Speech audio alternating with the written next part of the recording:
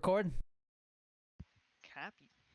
So we got Genie Boy here with us to talk about movies and TV this week. Thank you for having me.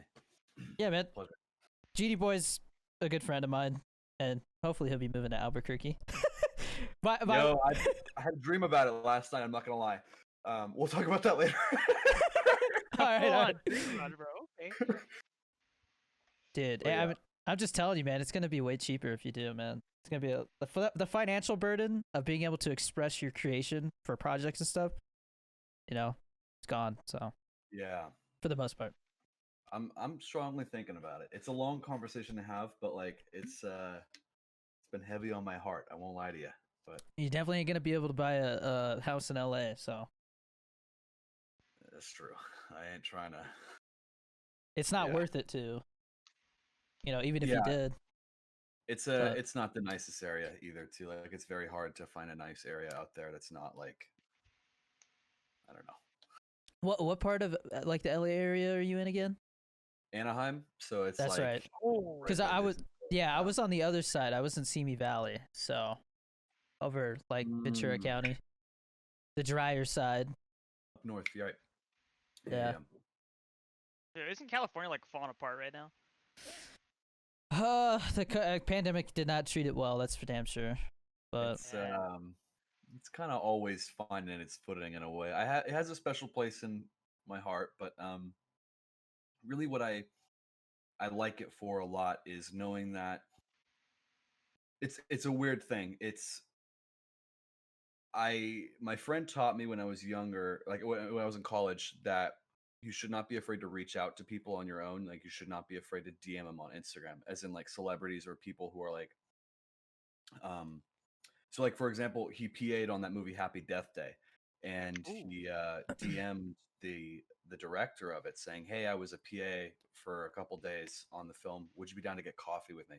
And the guy, we met the guy. He's very nice, and it was kind of like this. It's not impossible. Like they're human beings, and like LA is the place where it's like, hey, you want to get coffee, like you can do that with somebody that you look up to. So I've done that for a handful of people, and like I had a thought today and last night that I really want to work with this specific actress that's like I know is in LA. I know isn't too big, not too small either. I know that if I was to email her and give her a nice message, be a chance. You know what I mean? So it's a little bit different connections wise, but as far as living and standard of living, it is not the it's not the best. But Yeah, there's lots of opportunities there. It's just it's not always the best place to like actually settle down and stuff like that. Is what you're saying, right? exactly. Gotcha. Yeah, unless you're insanely rich and Yeah. yeah, Yeah. Which to be able to afford a house there, the property tax and all that stuff like that, you literally have to be a celebrity, man. Unless you're gonna live super far away from where you work. So, I mean, even where I was living in Simi Valley, we were paying about $2,200 a month for a 2-bedroom, 1-bathroom, and that was still like without traffic, like a 35-40 minute drive from the studio lot, like that I was supposed to be working at. So it's expensive, man. yeah. You just think about it every day as you're driving to and from. Like, is it really worth it? Like, am I being treated well enough to like do this, every day? And it's Dude, like, the biggest thing is I think it was on Joe Rogan. They were talking about how much the average person in LA spends in traffic. It's ridiculous, dude. Ridiculous. It's like legit a huge chunk of your time, man, if you like live there for your whole life. yeah. It's crazy. You have to anticipate like 2 hours in the morning almost, and then 2 to 3 hours at night going home. It's insane. But that sucks, Yeah, dude. the studios here with traffic from where I live is like 30 minutes, I think. So, and wow. that's where like all the Netflix studios and all that stuff is. So That's not bad at all. No. 30 minutes is worth it. Yeah, and like I said, with traffic. So I mean, like traffic doesn't really get bad here. It could in like the next decade, but there's so much like open space out here. I'm trying to stop saying the word like and I'm trying. It's hard, but there is so much empty space out here that they could easily just widen the roads big time. So I think Okay. it'd be fine. I definitely want to visit. I want to visit, and I want to have a look, and then I'll probably, I don't know. I mean, you've seen Maybe- Breaking Bad, so you know what it looks like. You Yeah. know, it's just Yeah, it's it's gotten bigger is all. You know, Oh. stuff's been updated. There's a lot more like there's like 10 Walmarts within like a 20-mile radius of me or something like that. It's ridiculous. Like there's just tons of everything. I think there's 2 malls pretty close to me. There's just a ton of stuff. Like you wouldn't think that Albuquerque, New Mexico would, you know, just have everything you need super close by. Sure. You know, but it's very convenient. You know, if we're looking for something specific and they don't have it at one Walmart, we literally just, you know, drive 2 minutes and there's another Walmart. It's weird. You know? holy shit. Yeah. That is really nice. And there's a ton of neighborhood Walmarts too, so there's always, you know, plenty of places to go Like- get the specific groceries you need. So there's Oh, that's- Walmarts and then there's the neighborhood market Walmarts, which is just food. That's the green one, right? Where like the Mhm. Yeah, it's- where the sign's green, yeah. Gotcha. Yeah, because I remember when we got one of those, I was like, "What the heck is up with that, dude?" They look nice though, because like it's just groceries. They have to keep it clean. Yeah. Like they're always like super pretty looking, and then like the regular WalMarts, they look like they're falling apart because Mm. you got all kinds of people going in there to get whatever. They sell fireworks at Walmart. Really? Yeah, because I remember it was a Depending couple on the years state back. you're in. Well, yeah. Well, a couple years back we went, and I think either I had turned 16 or 17 or something like that. But we went in there and I was like, I can legally buy fireworks here. Like there was literally a sign that said like how old you have to be, and yeah, I could literally have I could have bought fireworks, but I couldn't have bought Sharpies. Yeah, it's ridiculous, man. They lock up Yeah. Sharpies and stuff. Is that an Arizona State thing? Or is that I have no idea because so my understanding is that they do that because they don't want people like either doing it's for graffiti graffiti, or like yeah. Spray paint's locked up too. because I've heard that people like they'll sniff Sharpies and get like kind of high somehow, which I don't get. But Hey, yeah. there was like 2 reasons, but like because I went to go buy Sharpies one time, and the guy stops me. He goes, "Hey, can I see ID?" And I'm like, "Wait, what?" And he goes, "You have to be 18 to buy Sharpies." And I was like, "Oh, I'm not 18." And he goes, "Oh, well, yeah. I mean, I can take them for." I was like, I "Why? can't- Why exactly?"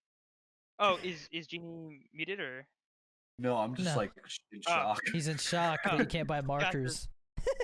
Yeah, but I was like, "So why exactly can't I buy like Sharpies?" He goes, "Oh, you know why?" And I was like, "No, I don't. That's why I asked." I was like, "What?" Please explain. It's like that's why I'm asking in the first place. If I knew, I wouldn't be asking you that. You know Yeah. why? What a Yeah, I know. I What? was like, what kind of answer is that, bro? assuming that every kid under 18 is desperate and hell-bent to sniff a Sharpie. Or like, draw on a bathroom stall door or something like that. Yeah, Like, it could be a county thing because I know. I remember when we went to Phoenix for a swim meet or something like that. Somebody bought markers and it wasn't locked up, so it might be the county. I don't know or maybe it was before they actually. because it's a border town, so I mean it's just gonna be higher crime and stuff. You know, That's it true. comes with it, but who knows? Either way, it's dumb. Like you should be able to just buy markers, man. You know, these degens got to ruin it for everybody else. But anyways, movies, TV. That's what we're really here to talk about. Yeah.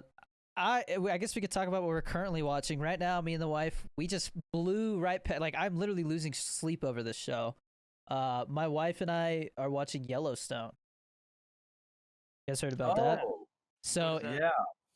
it's the so what happened was, I think we talked about it a little bit. Genie Boy, Sons of Anarchy had a guy playing the sheriff, right? Or not, I don't know if it was a sheriff or just a deputy, but anyways, he's this cop, and I guess this guy wanted to do other stuff, film and TV wise, and was basically just told like, you're never gonna do anything. This is gonna be you're peaking here. Right. Like this show is the best thing you're gonna do, and Right. so he like worked his ass off and wrote a couple scripts. One of them turned out to be Sicario, and the other one was Hell or High Water. Mhm. And so those movies were such a huge success that he started directing, and he literally directed this whole show, Yellowstone. And it's Kevin Costner. Have you heard about it, Genie Boy? Like, do you know much about it? Yeah. Do you- I've have heard of it. Haven't watched it, but I know the reviews are pretty strong. It's pretty damn good, dude. What it is it's Kevin Costner. You know that, you know who that is, Chris, right? So he is this old cowboy who owns the most land in Montana. Like he has this like 100-acre ranch in Montana or something, right? And he's just rich, got a helicopter, tons of cattle, stuff like that. And it's basically him going up against like some guy who wants to basically just build a city there. And then another guy wants to expand the reservation. And so it's just them all clashing heads and like killing each other. It's basically like the damn cowboy mafia, dude. It's like The Sopranos meets Sicario, basically, or like Hell or High Water. Like it's the same feel of Sicario. You could kind of tell it has like influences of Sons of Anarchy in it, kind of the way that the story moves and stuff. But it's on the Paramount Network, and it's probably their best show right now. So I think they're pumping all their like TV show money into this show. It's on it. They just finished the 3rd season. I bought all 3 because we had looked, and it was like, do I pay to watch this show on the Paramount Network, which is probably like $10 a month, you know, or do I just buy the 3 seasons, you know, for like $20 each? And I was like, there's nothing else for me to watch on Paramount Network, so I just bought the 3 seasons. And we're literally, my wife's like, hurry up and finish the podcast because she wants to watch we're on the last episode. We have like half an hour left. But dude, it is like HBO level, like just violence and like everything wise, you know, just doesn't hold anything back. And it just, the twists and turns that it takes, you're like, damn, man, like this family is just going through a lot of stuff, man. Like literally the worst year of this family's life. Just going through all this bad stuff. People dying and shooting each other. And like there's one son who wants to run for attorney general, so he's like into the politics. The other son is like an ex-Navy SEAL with all kinds of problems with that. And then there's another son who works for the dad on the ranch. And then there's a daughter who, I don't want to spoil, just has her own past with the family, and she's a mess, dude. She's like a drug addict and all this stuff. But her job is to, like, for her dad, go and anytime somebody tries to do a business deal that has to do with messing with the land or anything that might threaten Kevin Costner's ranch, she literally just digs up dirt on them and, like, just totally destroys what they're trying to do. Whether it means buying all their stocks and stuff like that. Like, it's crazy. Really interesting show. Never it just goes from 0 to 100 and never stops. Okay. So it's great, man. I love it. It's probably my favorite show right now. Okay, I might actually check that out. You mentioned HBO. HBO Max. What's even on there? Because I know there's good stuff on there, right?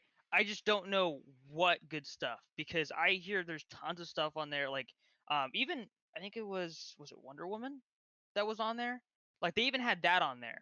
The new Wonder Woman sucked ass, dude. Was it bad? It was terrible, dude. Where do you watch the Snyder Cut? Oh, the Snyder Cut's on HBO. Yeah. See, so okay, there is stuff on there. The that Snyder I would Cut. Dude, I don't think we ended up going into that too much, Genie, but the Snyder Cut was fantastic. Yeah, no, I remember you saying like it does things that like.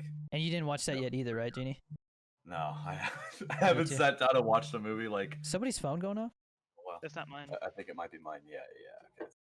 You son of a bitch. I did not know like the whole thing.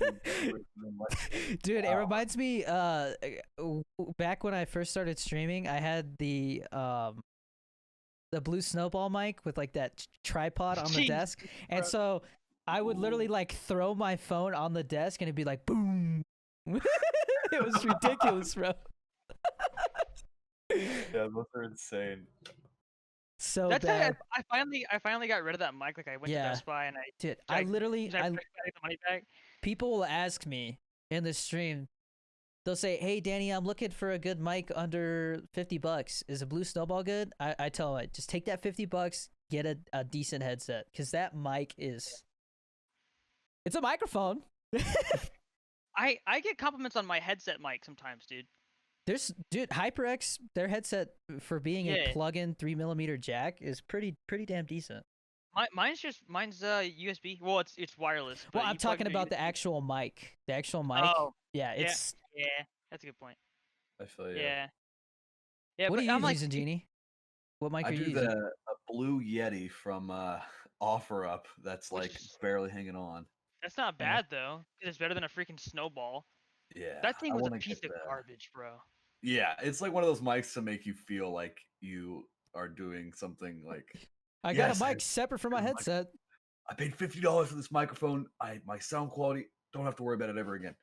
And then you just have this Bro, giant. I mean, I go back and look at I've seen clips from YouTube because I made tip videos in the past and stuff, like how to make Twitch affiliate, Yeah. and just the mic quality.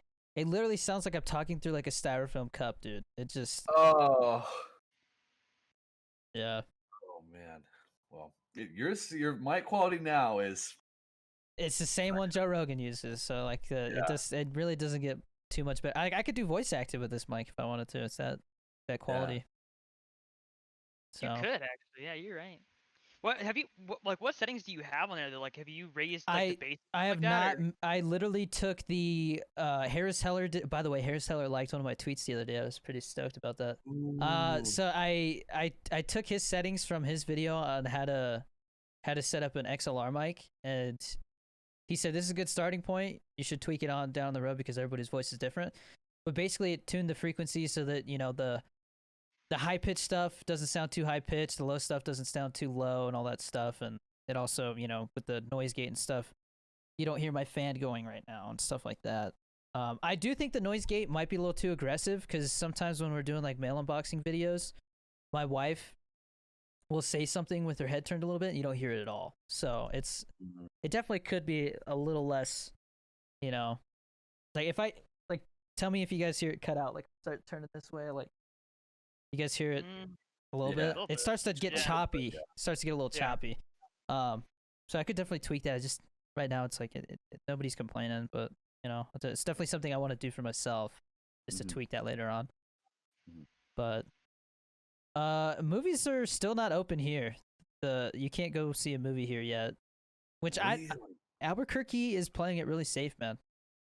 Gyms are open, but jujitsu's not open yet. Which I heard, I think 2 months ago, that they should be opening up, and it didn't happen. So I think they are anticipating a third wave, to be honest.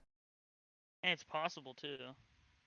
Wow, they have it like pretty much open at like halfway, or like some of it's like 25%. It depends on the theater. Like there's some theaters that like when you buy one seat, it kind of eliminates 9 seats. So it's like the corner, that one in front of you, that one behind you, like back corner, left corner behind you directly, and then side to side.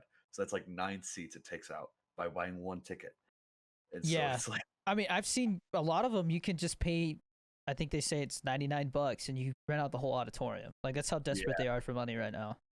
Wait. So are you allowed to, like, if you were to buy a ticket and then like you're with your family, can you guys just take up seats next to each other? And then it's only if But then they take out the corners in the front and the back for every single one that you buy. It's insane. I went once in the Palm Springs area, which is where my wife is from. And it was weird, man. They had minimum staff. There was literally 2 people working, and they changed the time for the movie we were seeing. We were seeing Tenet, because I said, if there's anything I see during this pandemic, it's gonna be Tenet. You know? So we scheduled our, we bought our tickets online. We go there, and literally this guy walks from the concession stand, comes over to the booth, and goes, "We changed the time for the movie." And I'm like, "It's not changed on nothing." And they said, "Yeah, we moved stuff around." Because we didn't sell very many tickets. And so literally there's, 1 person working, 2 people working at concessions, and I think there might have been a manager there, but there was literally 3 people running this whole like Regal cinema, by themselves. So it's bare minimum staff. I mean, they don't want to pay for, it's to the point where if they have full staff there, they're losing money just by paying their employees, So it's bad. Which, I mean, I don't get how that works though, because I mean, minimum wage, like you're paying like maybe 100 or 200 for a decent shift. Like, I don't get how you're that low on money that you can't even do that. So the movies, I don't know how much you know, Genie Boy, but the movie theaters do not make money off of tickets. They only make money off of concessions. So if they're only selling, a couple of tickets, they're getting like I think $1 from each of those tickets, and then if somebody doesn't buy anything from the concessions, that person's basically useless. That one person only made that theater $1. So they are very, very tight with things right now. That's why they're literally willing to just rent out an auditorium for $100. That's sad though, dude. I mean, you got to think they're probably selling maybe four or five tickets per auditorium at $10-12 a piece. That's $50, or they could just sell out a whole auditorium for $100. So they might double their money on that. Because when we went and saw Tenet, there was literally 4 of us in there. There was another couple, and that was at like 2 p.m, which should be like a decent time to see a movie. Bro. Was it like a And Saturday? it was literally the Saturday after the movie opened up, I think. Oh no, dude. That means I should go see a movie, dude, because it'd be empty, bro. Yeah, Bro. that's true. Is there even anything to see right now? I mean, I saw Kong and Godzilla. That was pretty badass. I need to see that still. I need to see that. Yeah. So I'm gonna tell you right now, Chris. It's a turn your brain off movie, but it's. Yeah. That's what I need, but I don't know. I definitely was checking my TikToks and stuff during it. I wasn't like fully. Well, people would come into my chat. Have you seen Kong vs. Godzilla? I'm like, no. Like I don't even know where to watch it. They're like, it's good. You should watch it. I'm like, where do I watch it at, man? Because I wasn't sure if it's something you could stream or if you have to go to an actual theater for it. All right. Let's just say I might have accidentally texted you my HBO Max info. So, I'm not telling you to log in and use it. I'm just saying, hey, I might have accidentally done that. So. Okay. But, yeah, definitely the Snyder Cut, Godzilla was cool. Mortal Kombat, did you guys watch that? I don't think Chris did, but. No. So, I didn't see it. I had low expectations. I just expected, good action, but it definitely entertained me. There was the one, I can't remember the name of the character, but he was just this, I can't remember, I never really got super into the games, but there was this Australian guy and he was hilarious, dude. Is it? I don't know can't the remember. name. I don't know the name, but does he Outback wear Steakhouse. sunglasses? Does he what? Does he wear sunglasses? No. And he pretty muscular? Okay. He's pretty muscular, but he doesn't wear sunglasses. But the CGI was top notch. Ooh. Is it? That's good. Yeah, all the Sub-Zero ice stuff looked really good. Do you think it's like a good turning point for video game movies and adaptations? No, it's not going to be. Once again, it's I would say it's above average when it comes to a video game movie, but it's still not. If you don't know what Mortal Kombat is, you're not gonna go out of your way to see it. You know what I mean? It's not that good. Yeah, feel that. So, but I mean, they definitely set it up for like a sequel. So. Oh. We'll see. I'm sure they might try to make a franchise out of it. It was like I said, it was good enough that if they make a second one, I'll definitely watch it. I'd be happy with like a Mortal Kombat series because at least then it's like if you're interested in that universe, you actually have something to watch and not just the games. Because I don't like the games personally. There was definitely a lot of cringy. Somebody gets their head chopped off and they're just like fatality. Oh, never mind. But it was appropriate. It was appropriate. Like it was kind of like a nod to the fans, but it didn't overdo it. Like it didn't happen every time somebody died. It was just at really cool moments. That's still kind of lame though, dude. The one guy, yeah, he's like flawless victory. Well, who's that supposed to be? Like, why is there a narrator in the movie? No, there's no narrator. But you're saying like there's or literally, an announcer. Literally, it's like I chop somebody's head off and then just say, Wait, fatality. the character says it? Yeah. The character says like that's the character worse, the character like flips his like bloody hat, puts it on, and he's just like flawless victory, and then like walks away all badass. That's stupid, bro. I'm sorry. That's it's not as, that's worse. It's not as bad as you think. Nah, it seems pretty lame to me. No, it definitely sounds worse than it is. I'm gonna have to give that a watch. I'm really nervous for that Uncharted movie with Tom Holland. I don't think that's They're coming out with an Uncharted movie? It's Sony, right? Yeah. Sony's making it. I'm sorry, but Sony does not make good movies, man. They just don't. Yeah. Venom. Venom was dog, bro. That was I liked it. I liked it. Genie didn't see it. That just goes to tell you. It's not. It's been out for a while, dude. I don't see anything that's not like I don't know. I want a sequel. They're making they one. have It made a lot of money because I think they filmed. I think they filmed some of it in China. That's like the thing now is every big blockbuster movie they just film a little bit in China because if they do that, then China will show the movie there. If you don't, then they won't because they're communists, so they just if you don't. That reminds me. So, do you guys hear that story about is it Jack Ma, the guy that was like the richest person in China and he just disappeared? It's not surprising. I don't know who that is. So, do you know what Alibaba is? Yeah. So. Yeah, he made that. Oh. Yeah, and he's like super rich, and I guess he like talked crap about the government, and he just vanished. Oh, no. Yeah, that's insane. Like someone that high profile could just disappear. I'm sure a lot of people disappear in China. But he's the richest person in China. That's like if Elon Musk just disappeared one day. Did he That's flee, crazy. or do you think he got captured or No, he totally got freaking kidnapped. Kidnapped? I thought you were gonna say like he got offed, like he's gone. No, they probably didn't. They probably put him in like a prison or something like that. That's how they do that there, dude. They don't just kill people. No, for sure.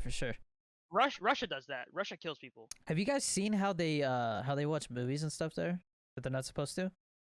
No. They have, I forgot what they call them, but it's basically people like the black market there. They will mass produce flash drives basically, that have whatever new movie that's on it, and people will literally be like, "Hey, I just watched this and that. Do you want to watch it?" And they'll be like, "Yeah, sure." And they'll like give them $8, and then they give them the flash drive, and they just keep selling it, so everybody gets their money back. But like they basically the first person that buys that flash drive gets screwed out of their $8, but everybody else just passes it on. That reminds me of like when people would get like I think Dad had that where it was like that big booklet of like DVDs, but people would sell those. Do you remember that? That was like Stone Age stuff right there, bro.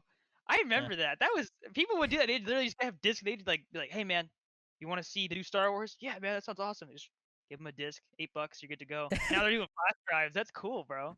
So that's progression.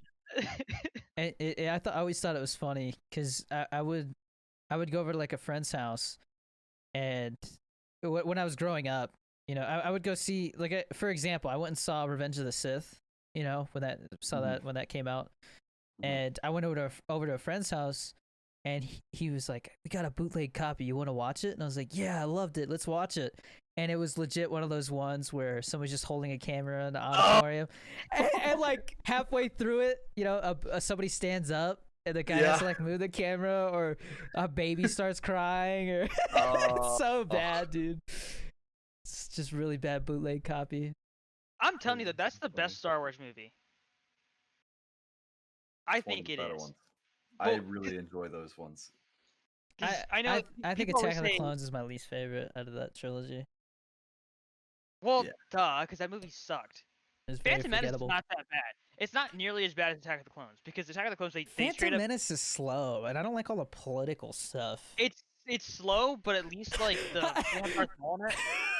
I saw a TikTok the other day where he's they're stabbing the lightsaber through the door, at the beginning. Yeah. After they sent in the droidicas and all that stuff. And then somebody like totally CGI'd their face onto the one guy, and because the other guy's like, "They're still coming through," and then the other guy's like, "Oh fuck!" Dude, those characters, I still have no idea what they're supposed to be.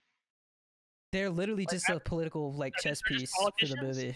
Yeah, generic ass politicians. They get killed in Revenge of the Sith, bro. When Anakin goes to Mustafar, he just like beats the crap out of him with a lightsaber, bro. It's insane. Like they managed to keep them throughout the entire trilogy just so that they could kill him off. Yeah, I just think it's funny that Jar Jar is the whole reason everything went to shit. He had that final vote. Yeah. Oh. Yeah, but I don't think he knew any better. Unless George Lucas purposely did that because he was mad that he like messed up. George Lucas also said that at one point he had the idea to make him like the person behind it the whole time, but people hated Jar Jar so much he was like, oh, I don't think I'm gonna go that route. Well, that was the theory people came up with though, because it's still possible. They said that he's probably a a Sith. Sith Lord or something. Yeah. Have you seen the footage of George Lucas like reviewing the first pass through of the whole movie being put together? Oh no. He's Is just he sitting. proud of it? He's sitting there and he's just like, I may have overdone it a little bit with this Jar Jar character. I mean, Poor guy. okay. Now, to be fair, when I was a kid, I thought Jar Jar was fine. I mean, I don't understand what the actual issue is with him. He was literally just for kids. That's okay. Well, so were Ewoks. Yeah, but Ewoks like killed each. They kicked ass, dude. Jar Jar literally just fumbles around and drops stuff. And he literally does nothing but cause problems. That's fair. Yeah. That's all he does the whole movie, dude. That's fair. Yeah. I mean, at the same time, though, okay. So you're saying that what they actually do in the movie matters more than the character itself? What? No, what I'm saying is a good movie makes good use of their characters, whereas these Jar Jar, the two guys at the beginning that you're talking about, they're literally just throwaway characters to keep the plot moving. Like they have no character backstory, nothing. Well, how did you feel about BB-8 in the new trilogy? Again, so it's just a throwaway droid. I- Every movie I- has to that have its one- own droid. That one I didn't get because I was like, okay, like obviously the whole idea with having R2D2 and C3PO in like all the movies is because they've been there since the very beginning. Like Mhm. that's how the first movie, well, that's how A New Hope started, is with Mhm. R2D2 Yeah. and C3PO. And so I feel like they should have just made it so that R2D2 found Rey somehow. I Because thought Rogue One did a fantastic job with the one droid that was voiced by somebody famous. I can't remember. He was the one at the end who basically like held everybody off so they could finish downloading the Death Star plans. He actually, it was like K2SO or something, I think his name was. That was a badass droid. Like, he Yeah. actually had some, like he had dialogue and stuff. He didn't just, it wasn't just a throwaway droid for people to like look at. did you play Star Wars? Is it Jedi Fallen Order? I have it. It's one of those games that I just haven't gotten around to playing. Dude, it's Yeah. actually it's a really good game. It's one of the few games Make where a I'm like, second one. I want DLC for it or a second one to come out because they're making a it's second a one. cool game. But I want it to be more like Did Respawn like make an that? RPG. Mhm. They did I'm really? pretty I sure. think so, yeah. So that those are the homeboys over that made Modern Warfare 2. They know how to make a video game feel like a movie, like a cinematic story. They do. Yeah. Because I mean, Titanfall 2's campaign was fantastic for the half of it that I ended up playing. But like, I was invested, and it was cool to like him. Like he made it, like, somehow they made you feel invested with this relationship between the Titan pilot and his Titan. I don't even remember how they did it, but you actually cared. Like you were worried that your Titan was gonna like get blown to shreds or pieces. So like I remember know. feeling like, oh man, is he gonna lose his Titan? You know? I didn't finish that campaign. wow. But dude, I loved the way that the guns sounded in that game. I like the But- movement system. That's what Yeah. always felt cool to me because Yeah. it was I think like if you compare it to how Call of Duty has done it, Titanfall is definitely better. Like it just feels a lot more like legit. Okay, Whereas, I would say that the movement is comparable and better to what they were trying to do with the exosuits in Black Ops 3. Yeah. Advanced Warfare. yeah. It just had better Although- mechanics. It feels much more smooth and satisfying to be like Yeah. running up walls and shit, you know? Yeah. It takes Yeah, skill too. You could easily mess up when you're trying to mantle and stuff. Whereas in Black Ops, it was you just shoot yourself into the air and you're on a wall and shoot people and just no. I mean, I'm not saying it didn't take skill, but it was just much easier to jump into a game for the first time and do Yeah. some ridiculous stuff. You know, I I spent way too hated how people there one. I can't because you remember in Black Ops 3 didn't they have like different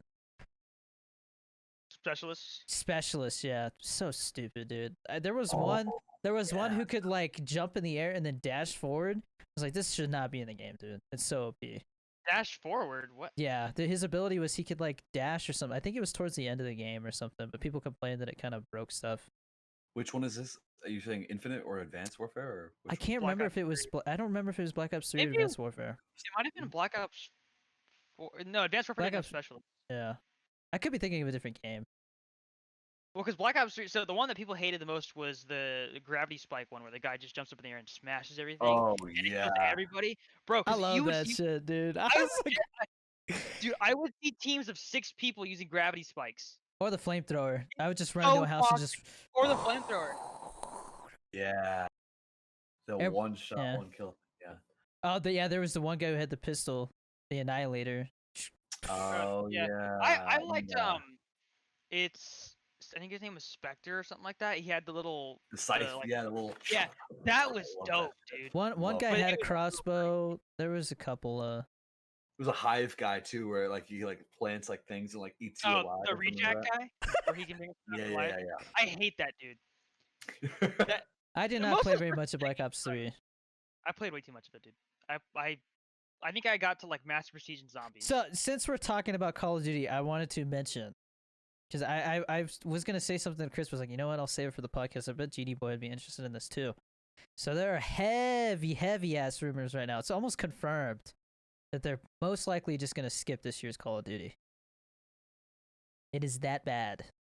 Well, I heard they Wow. were gonna do Modern Warfare 2 multiplayer. That's next. Oh yeah. So I also heard that they're thinking about just because they've been apparently they had worked on it and then ditched the idea because Modern Warfare was so successful they didn't want to pull from it.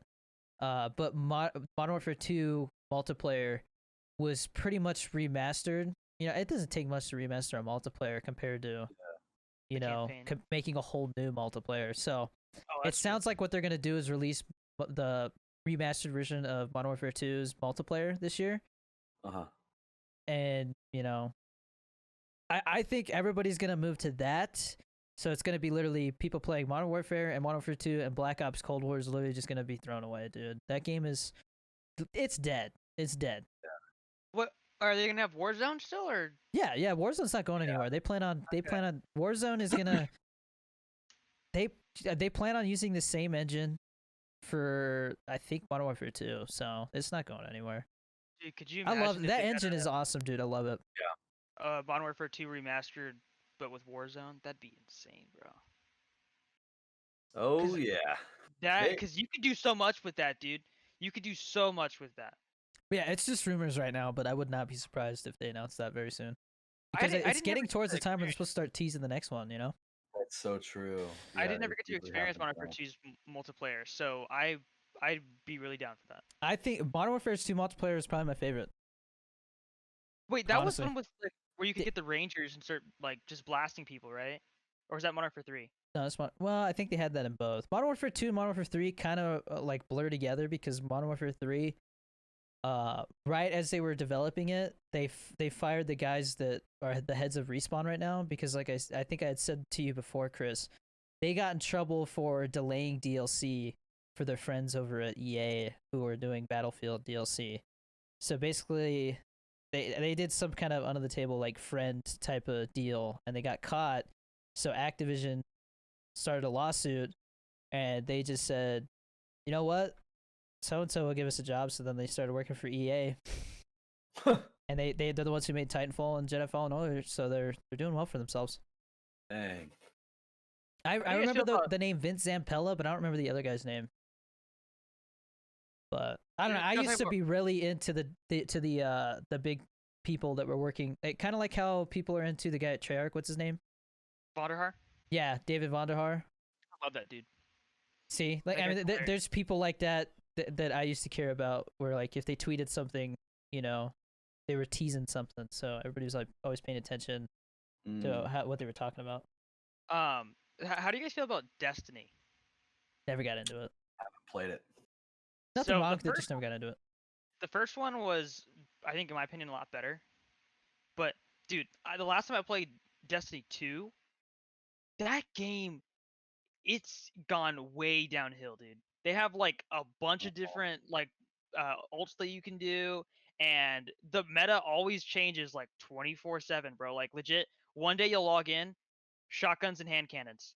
The next day, snipers and SMGs. It's like it's hard to keep track of stuff, and then people will use like the same freaking guns, like the exotics, all the time. So it's either you get hit by one of the guns that's like, the big thing right now, or it's one of the same freaking rocket launchers everybody has. You just get screwed over constantly, no matter what you play on there. And then, of course, if you don't have anyone to play with, you can't do raids, you can't do some strikes, you can't get certain exotics. Like, you get screwed out of so much if you don't have anyone to play with. And there's nobody playing it right now, so you're basically screwed no matter what. Yeah. Wow. So that game is, it's sad to see that happen, but they legit, they were gonna do a Destiny 3 and they split off from Activision, and so Did they really? they're just, I haven't kept up with it. yeah, dude, they split off a long time ago. Bungie's been by themselves for a really long time. Bro, I think Bungie screwed up. They should have just kept making Halo games. I disagree. Halo 3 is still considered the best Halo game ever, and that was like peak Bungie. Didn't they also make Halo Reach? Yeah, but that was right as they were kind of cutting ties, Yeah.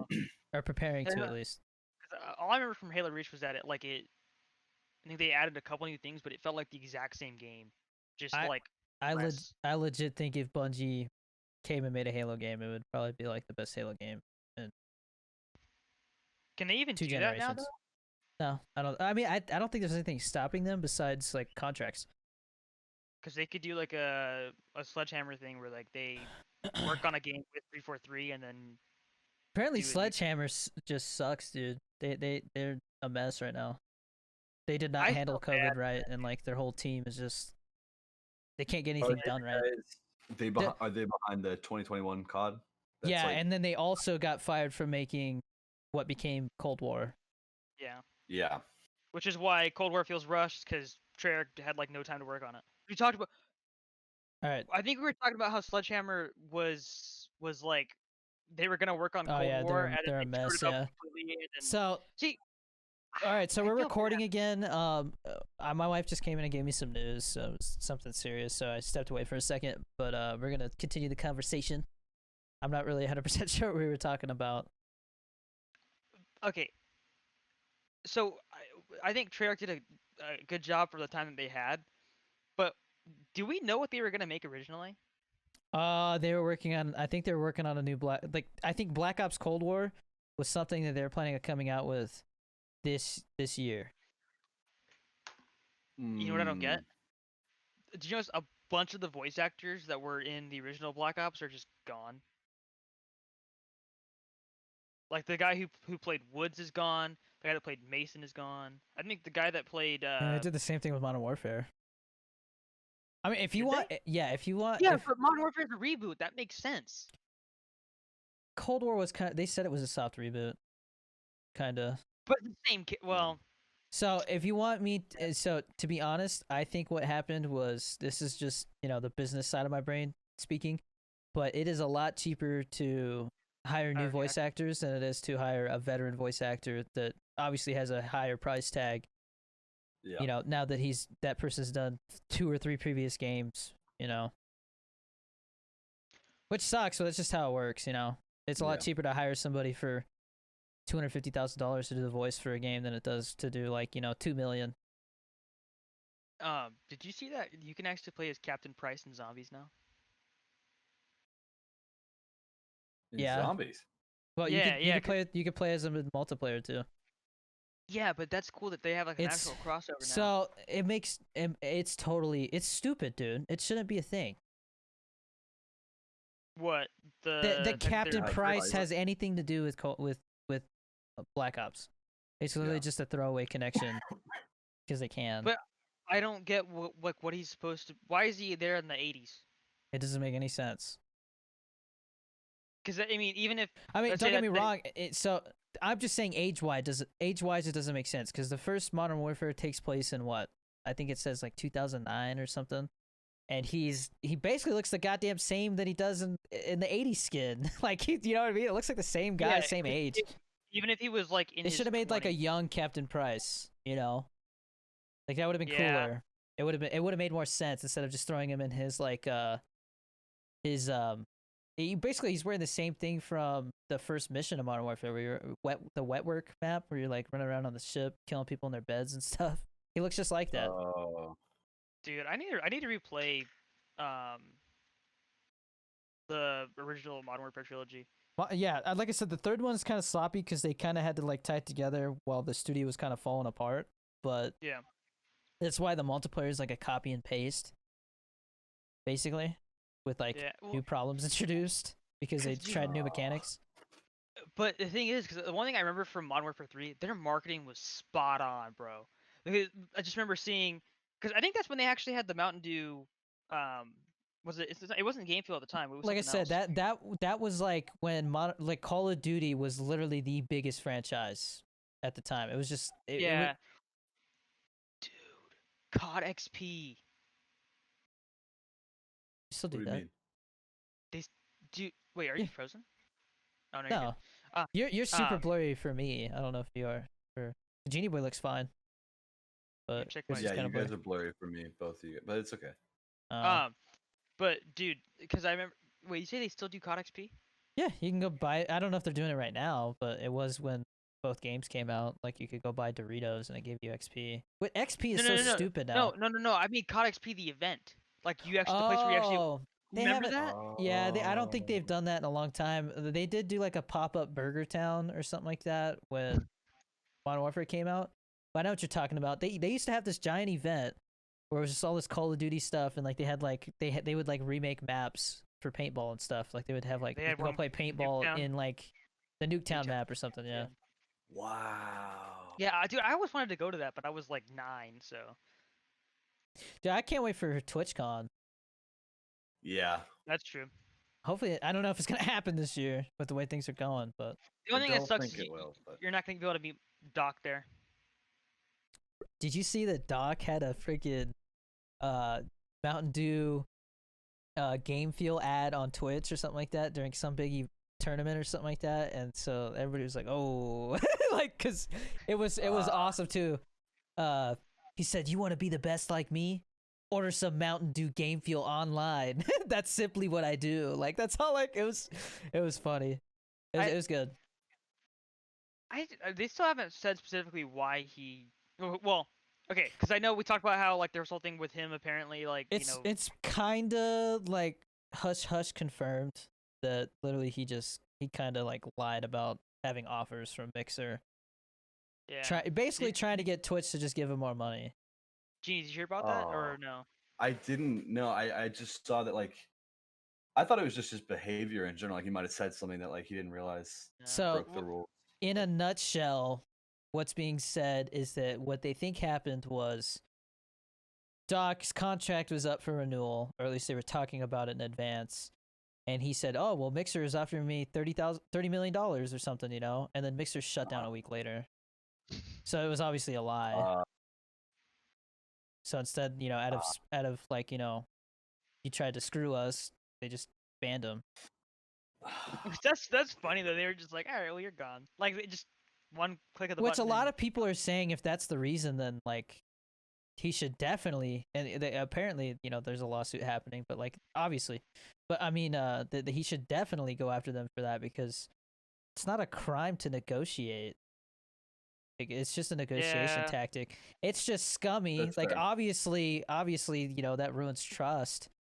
It just, I mean, he basically his bluff got called because it was bad timing. You know what Yeah, I mean? but maybe People stuff like that happens all the time. People just, you know, is it in the contract though? it's like I said, they were saying that there's nowhere like there's no way that there's in a contract somewhere that he's not allowed to.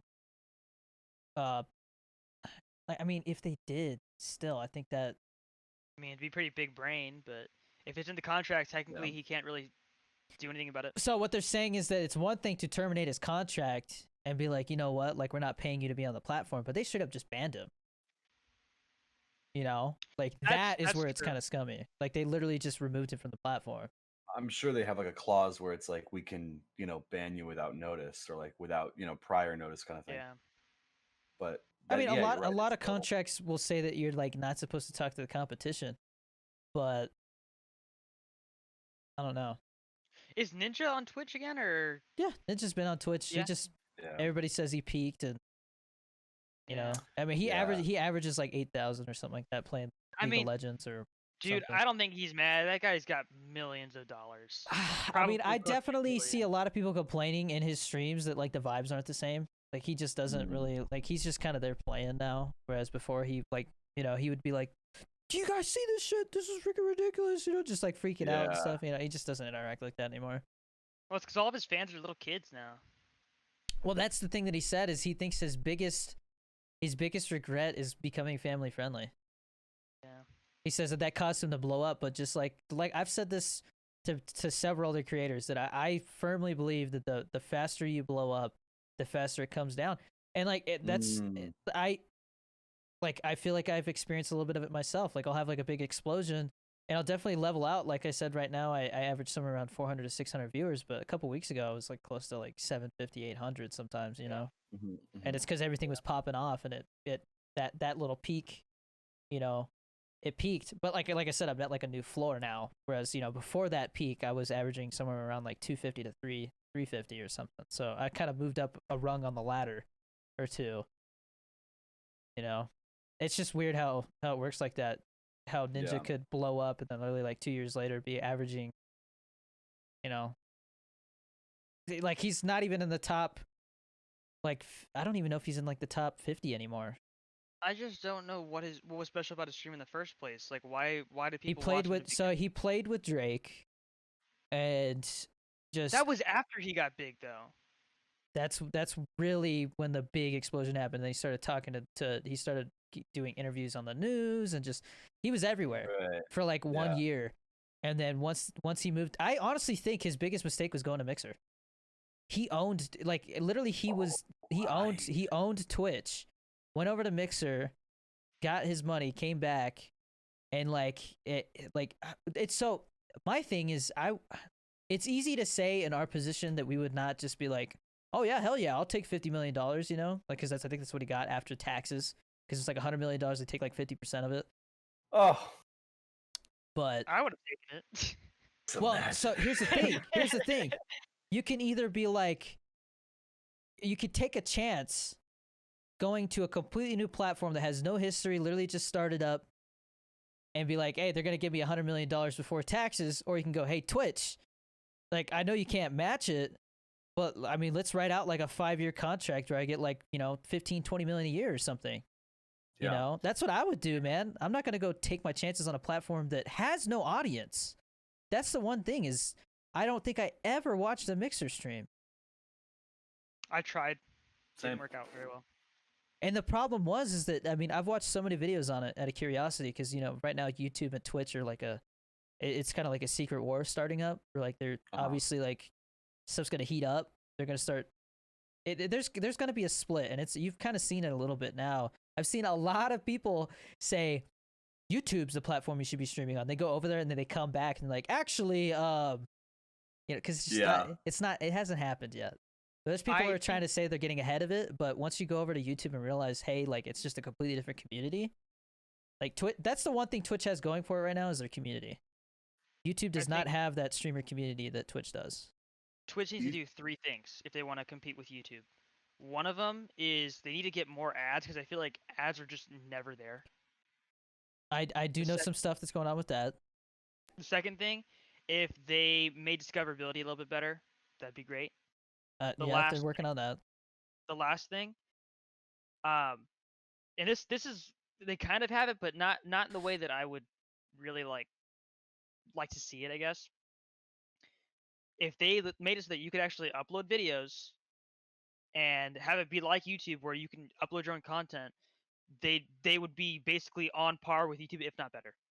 I don't think that will ever happen, but I could see them making a little section on the front page where like the top clips trend and stuff. I think that would be smart. Because it's funny when you like if you watch a clip from your own channel, it will recommend you something that's got like 100 and something thousand views or something. I don't know if you ever noticed that. Like you'll literally go watch a clip of like you in GTA, and all of a sudden it recommends you like Tyler 1 like raging or something with 200,000 views. So it's there. It's just not implemented well. And I will say that I do have a bias because obviously I'm a Twitch partner. I don't want Twitch to fail. You know what I mean? Because then I have to start over on YouTube to a certain extent. But I honestly do think that Twitch is just waiting to pull the trigger once YouTube makes the first move. Because right now they have no reason to like step up their game until YouTube starts to breathe down their neck, and it hasn't happened yet. It's getting close though. I think in the next year or so we're gonna see some big changes. Exactly. I think it's when you bring up to somebody who's like vaguely familiar with like streaming and stuff like that, their first idea, like when you say, "Oh, I'm a streamer," they assume, "Oh, so you stream on Twitch." It's like Twitch is that kind of. No one ever thinks like, "Oh, what are you like on Facebook gaming?" Oh my or like god, are you doing dude! YouTube gaming? Dude, Facebook gaming. I feel I'm not gonna say a name. Never mind. I'm not gonna talk about it. I was just gonna. I know somebody who just partnered with Facebook, and I was like, bro, I don't know if that's the best move. It's yeah. It's a little awkward, you know. I think Facebook in the next like year or so is literally just gonna be like. I mean, it's already starting to become like the meme where like that's where old people do social media at now. You know, like it's just old people on there. They're like just now starting to figure out Facebook. The old people. Okay, Facebook has some good memes, but other than that, it's just a trash pile. So bro. It's like I tried streaming on Facebook when I first kind of like got serious about it, and I noticed that the first 2 times that I went live on Facebook as well, because I was multi-streaming, because I hadn't signed a contract yet with not even affiliate. I was multi-streaming, and the first 2 times I went live on Facebook. The first time I literally had like 3,500 impressions. Like 3,500 people stopped by the stream, even if it was just for a second. Like they clicked the little video and could hear me. Sure. Yeah. The second time it was like 1,000, and then the third time 0. So there's something shady going on there where like the first couple times it kind of pulls you in, and it's the same thing with their advertisements. The first 2 times that I advertised like a stream, like a VOD, it did decent. Like it got like a couple hundred or something like that, and then the third time, because I think the first time I put like $5 in it like promoted my VOD from my stream for like 2 days. And I think I got like close to 900, 1,000 views on it, which, like I said, they count somebody clicking on it for a second as a view. Yeah. But the second time it was like 300, and then I was like, you know what? Like the first time I put $5, the second time I put $10. What happens if I put $25 in there? $25 and like literally got like 10 views. So I think they are legit like debating people, man, over on Facebook. I love that word. I love it too. God. People are just getting debated. Yeah, speaking of debate, I got Little Caesars today. Bro, have you had their stuffed crazy bread? Yeah. Dude, it's bomb. I got the stuff. I made sure to get it with pizza sauce. I don't know if Genie watched the clip, but I put a highlight about it. So Chris, you can explain. I did watch that one. Yeah. So I got the pizza, and I made sure to get pizza. I even told my wife, I was like, make sure you get the one with pizza sauce. Yes. But it was pretty damn good. Yeah, well, the pretzel crust, the stuffed pretzel crust, man. It's a once in a while kind of thing, because if you have it every single time, it gets worse. It's weird. It's not tasty. Your body starts to tell you, I don't want this. It's like your sodium levels are too high, bro. I kind of feel that. Little Caesars does have that. You guys ever had their deep dish? Yes. Someone recommended it to me. Is it good? It's good, but it's like a goddamn brick in your stomach, dude. It is heavy, bro. 2 slices and you're full. They don't have a stuffed deep dish, or no? I don't think they do, but I know they've had like bacon wrapped deep dish and stuff like that. But I'm starting to think like you go over there and you get like the $3.99, or it might be a $4.99 now. But they have like that lunch combo where you get a slice and a soda for like $4 or $5. It's a pretty good deal. I used to live off that, and then I started gaining weight, and now I've dug myself a hole. But I love Little Caesars, bro. It's so good. Yeah. I have to ask so, sorry, go ahead. Oh, well, it's completely off topic. But it was about Twitch. Okay, I was gonna go back to the streaming thing. Okay, yeah. I was gonna say, do you think like? So I don't know if they'll have TwitchCon this year, but if you were to do TwitchCon and you were to like go all 3 days, I'm sure, I don't know for sure, but like I would assume that there's like parties in the area amongst like streamers and stuff like that, or at least people that are going there, like in San Diego. Would you go to those parties, you think? Probably, but one thing that worries me is, and it sounds weird saying this, but there's definitely people that I've met that have like come and gone. like throughout my time, and there's definitely people who have been a little like, I could tell that they're kind of like, there's people who've been doing it longer than me, and they still only average like 20 viewers or something, and so me like coming in and just kind of going past them that quickly, I think kind of, I don't know, just some people feel like I haven't earned it as much as others.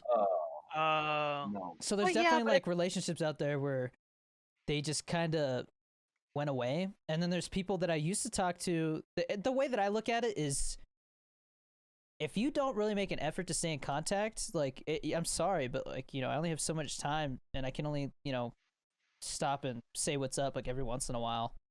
And I do get a lot of emails from people that obviously just want something. Like emails, messages from other creators. I'm not gonna say who, obviously, that'd be rude. But like they'll be like, "Hey, how you doing? So you want to play some games sometime?" Or stuff like that, Yeah. Like they obviously just want to collab. It's not about like, "Hey, what's up, man? How you doing?" Like Chunky Hustle is the type of guy where like we talk to each other all the time, like whether it's about advice or just life stuff, checking in on each other. He's a legit friend, But there's been other people that I feel like, if they it's almost like if they can't collab with you, they want to, or they want to collab with you, or make it seem like that they helped you, like they want like some. It's weird, man. Like they want to scratch your back now, thinking that hopefully you'll scratch your back later, or at least they could say that they I don't know. It sounds weird saying like that. I don't want to say too much because Sure. I just don't want to start stuff. But Sure, yeah. I was just thinking like in the event that like I don't know. well, okay. how, What I was getting at with that, what I was getting at with the event thing is, I worry that it's gonna be like high school.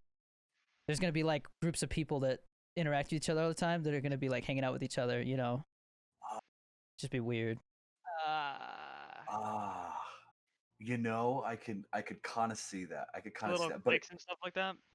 I would say like I went there as like working a job. Like I wasn't attending as like a fan kind of thing. I was like in the I was like on a freelance gig with like Intel Gaming, and so it was like a weird position. I was like the sound guy, kind of going up to all these streamers like with a camera crew, kind of like just holding the mic, and and so I was like kind of watching from the third person like all these relationships. It's pretty easy to like, if people like recognize you and know who you are, they kind of get like, oh shit, that's Danny DeVito over there. Like, don't say anything.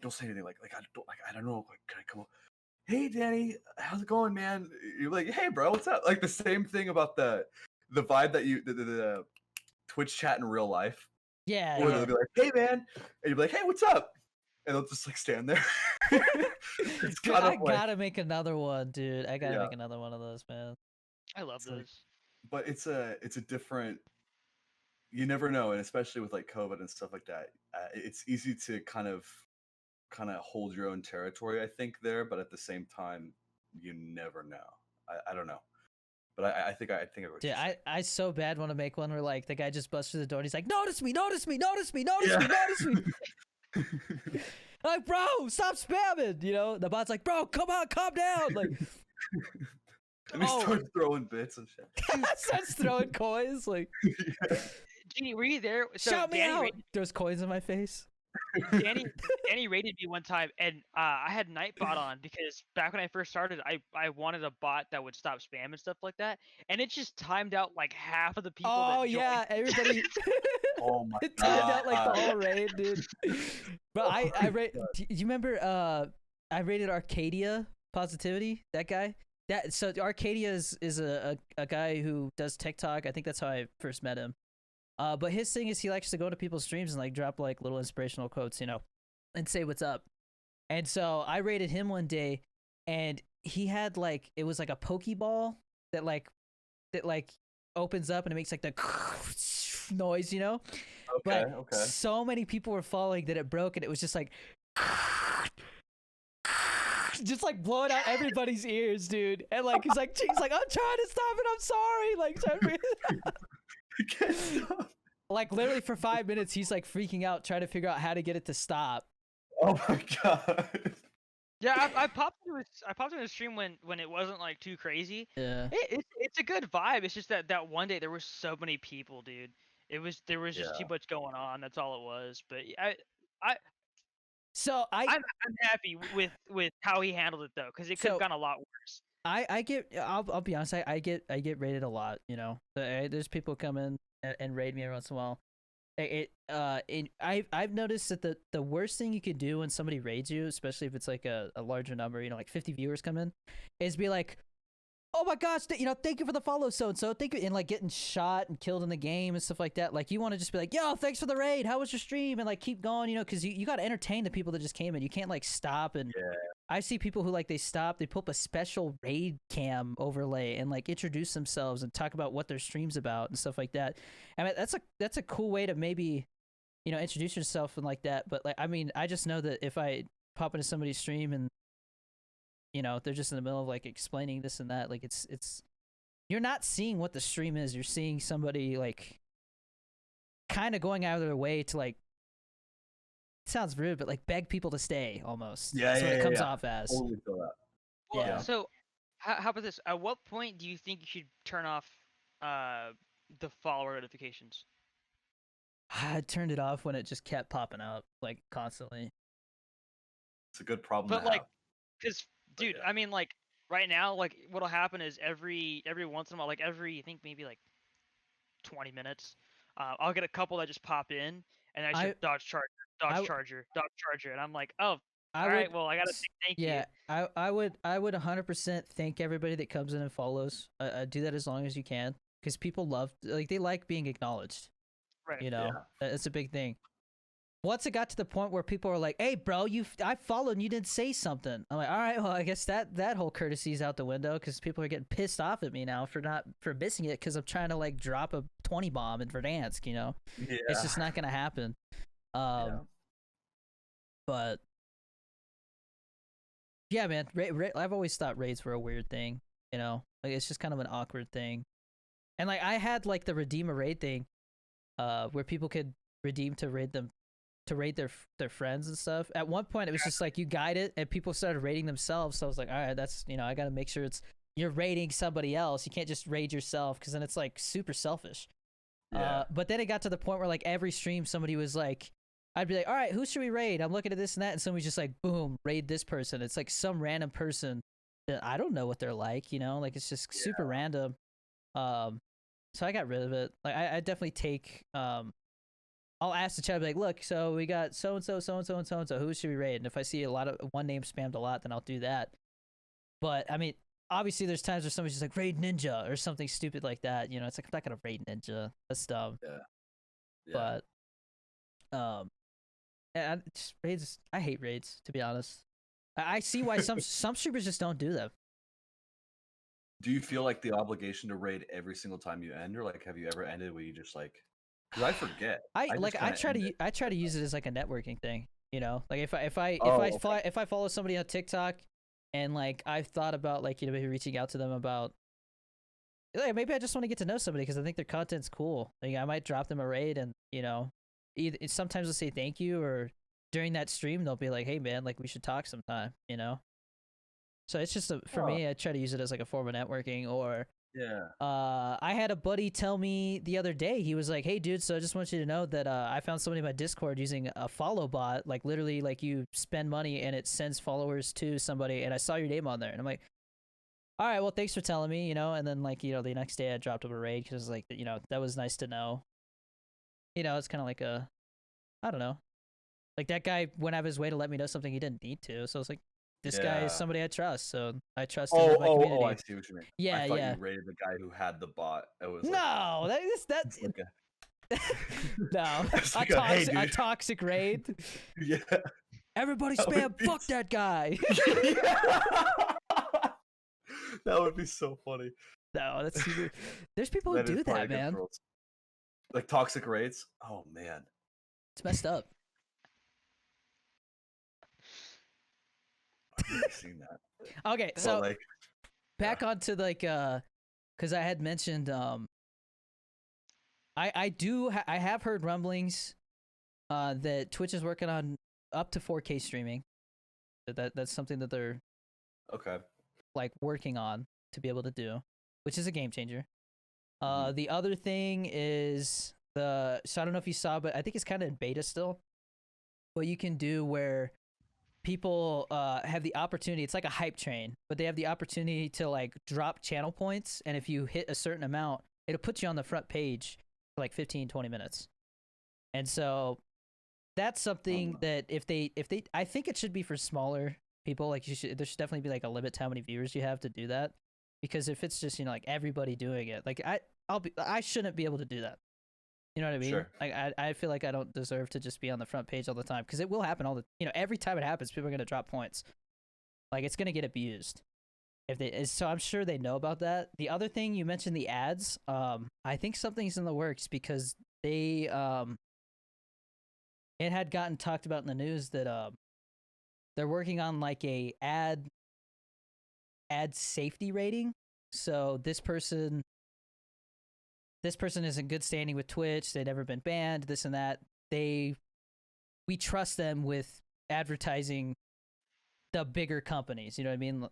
Well, like so the whole problem that happened with the adpocalypse on YouTube was that companies were like, hey, we just noticed that our ads are playing on videos where there's literally like Taliban people like blowing up and stuff like that, like just really messed up stuff, people getting shot, and they were like, we don't want that anymore. So they basically all band together. We're like, no more ads on Google until we are promised that our ads aren't gonna play on videos that are just random messed up stuff like terrorism and stuff. And so Twitch is basically trying to do where, based off of your social standing with Twitch, you get like an A rating. You get like the A class of ads. So if you're somebody who's been banned 3 times and you get banned one more time, then you're banned permanently. Like they're gonna get the crappy ads because they don't trust that you're not gonna do something that's gonna piss off the advertisers. You know what I'm saying? Like it's kind of like a social credit score almost as a entertainer. So I think that obviously that's a way for them to be like, hey, look, we have a rating system. Let's get some better paying ads here. If that makes sense, you know what I mean? Like it's a way to give trust to the big companies to want to advertise more on Twitch, because the ads suck on Twitch, man. Mm-hmm. All of them are Grubhub ads.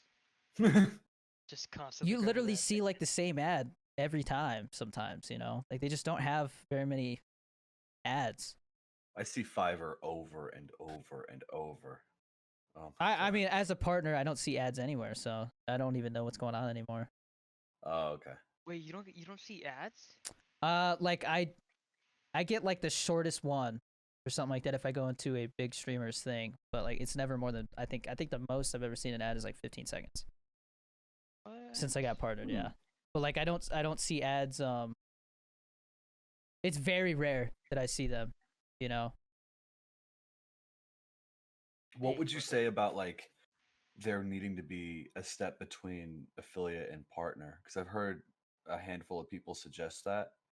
Do you think that like that kind of like the front page opportunity thing, when I think of like who is deserving of that, it would, if there was a middle ground between affiliate and partner, I'd say that's a great, that's an that's an interesting idea.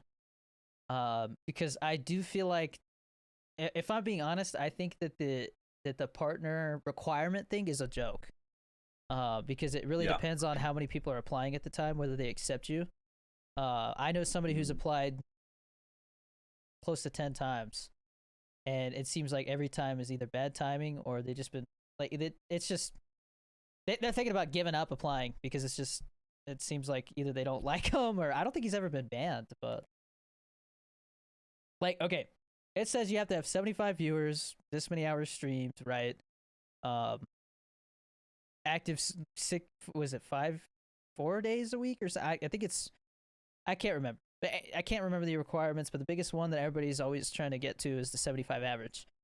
If you apply and you literally just have 75 average, they are gonna right away, unless you have like 1,000 subs, they're right away gonna deny you. They're gonna be like, we want to monitor you. They're gonna give you some generic email saying that they want to monitor your your community for longer. And I've seen people literally get that email several times. Mhm. The first time I applied, I think I was averaging around 120, and I got denied. And then the second time I was around like 250 or something like that, and it was, I don't even know when I got approved because they didn't send me an email. It was like they approved me so quick I didn't know it. It was weird. Oh wow. But I've seen a lot of people, and it happened to me the first time. I was averaging like 120 when I applied, but then while they were, I was waiting for my application to be reviewed because it took like 6 weeks, I dropped back down to like 80 or 90. And so to them, that was like a red flag that my community is not consistently growing, But then I had like the second spike where like I almost tripled, and it was like, oh, this guy's still growing. So, and I applied. They said I could reapply in 3 to 4 weeks, and I think I applied right at 4 weeks. Because my idea was like, if I apply right at 3 weeks, like the first day I'm able to, that seems desperate. I don't seem confident, That makes sense, yeah. So. But you got it in the second time. So yeah. That's not that bad of a wait. A lot of people it takes 3 times, from what I hear. 10 times though for that one guy. That's like. I think it's just bad timing for that guy, to be honest. Because like during like the peak lockdown, there was so many partners made and so many people applying for partner that they just accepted a lot less people, or they denied people for like, now I've seen people who like are averaging like 80 to 90 getting it, whereas when I applied, it was people are like, no, you got to have like 150 to be guaranteed. Like almost pretty much like double the number, for them to really want to make you a partner. But it seems like right now it's back to what it's supposed to be. But I what I was getting at though is like I think that shooting for just the minimum requirements it's not a good mindset. You're kind of setting yourself up for disappointment by doing that. The 150 spot, like the 150 average viewers, kind of makes the most sense as to like, Yeah. Like you said, guarantee, but. Or like I said, you just keep applying, and that shows like that you're still trying, you still want it.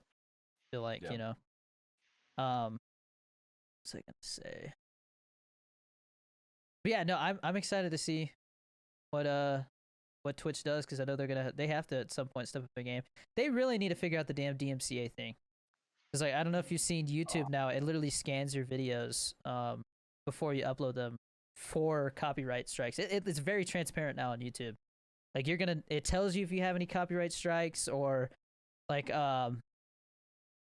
it'll say, hey, this one, it'll say like checking for monetization, and it'll tell you like how many times the system flagged your video.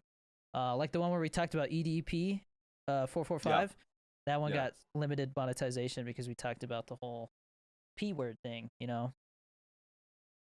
Yeah. Holy shit. So like, it's very strict. But it'll tell you like what exactly got you not. No, I if it's music related, it will. But if it's just topic related, it won't. By the way, EDP got banned, by the way, on YouTube. Good. Yeah, they said he violated community guidelines. Violated more than he violated guidelines. Something, yeah. Dude. For all the jokes though, man, like I've seen like sad videos where it's like he never got his cupcake and stuff like that, because he said that he was just there to get a cupcake. Like, my sister was trying to get his cupcake to somebody and he didn't show up. Yeah, that's so stupid. Yeah. But yeah, so are you guys watching any TV shows? Because me and my wife are watching True Blood, and we gave up on the 5th season. It was just getting really bad. Hey, dude, mom said go to bed. Oh, okay. Damn. I know, it goes by so quick. Yeah. Well, I guess we'll have you on next time then. If you want to. If you want to. I would love to. Much as should make it a weekly thing. Yo, I'm down though. I'm down. I would love to do that. I need to like third host. Be honest with you, dude. I'm much more happier doing this than I am like, sitting here and trying to do everything else, and like, this just feels right. As far what I mean by everything else, I mean my day job. Yeah. It's so much like I would rather even if like money aside, I'd rather do this and like just be happy and proud of myself, like doing this and like doing it with people I enjoy doing it with, rather than trying to just force myself to enjoy something and then, you know, really it's just for money. You know what I mean? That's just the curse of a day job. But, no. But yeah, this was fun, dude. Thank you for having me. I'd be happy to do this Yeah. as much as possible. Yeah, man. I'm cool to make it a thing. And like if you know, then if Chris can't make a, I mean, it'd be weird if Cool Ranch Corner doesn't have Chris in it for an episode. But I mean, Yeah, that wouldn't be very cool. but if, yeah, but I mean, what I'm saying is like if you have to miss a week or something like that, it wouldn't be a big deal. Like it you know. Sure. Okay. I can make it happen, even if I'm like in a different location. Oh, okay. I can make it happen. The Amazon Yeah. rainforest. Well, there you go. Cool Yeah. Ranch Corner just got a third regular, I guess. There you Let's go. go.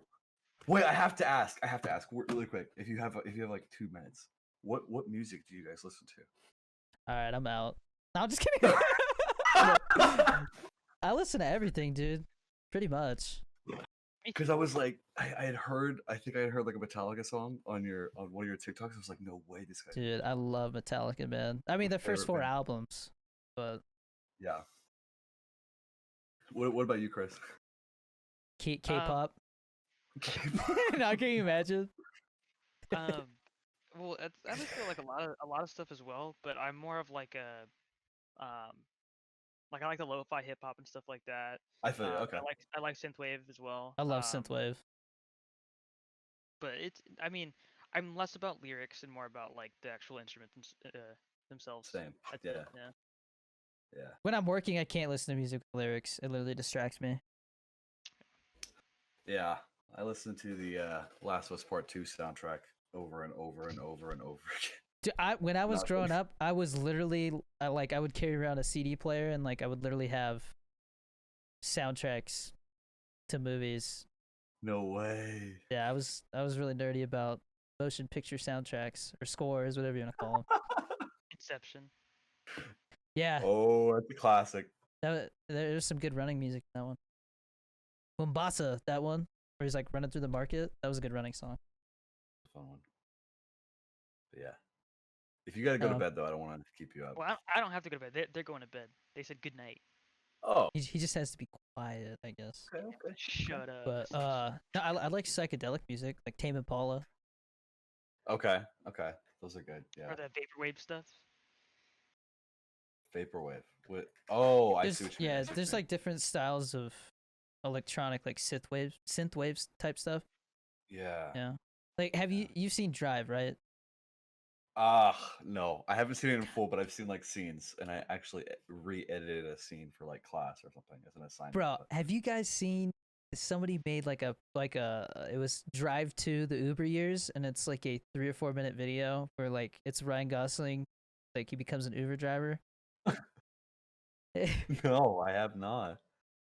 Yeah, that is that we might have to react to that or something. I don't know if we can. Everything's, I don't know, copyright stuff, but it's another YouTube video. If it uses music from It Drive, does. then we can't. But yeah, no, it's funny because you know there's like it's like him driving the car. He's like, so what are you guys going? They're like, take us to Arby's right now or something, you know, and he's just like stepping on it, like. Yeah. Check that out. Yeah, I've been listening to a lot of it varies between like this. I like French pop that sings in English, like, and specifically female French pop that sings in English, so they can have a little accent, which is just dumb. But you know, that's just me. And then a lot of Megadeth as well. That's Megadeth. Yeah, Okay. it's I don't know what it is. Contrast there. Yeah, I know.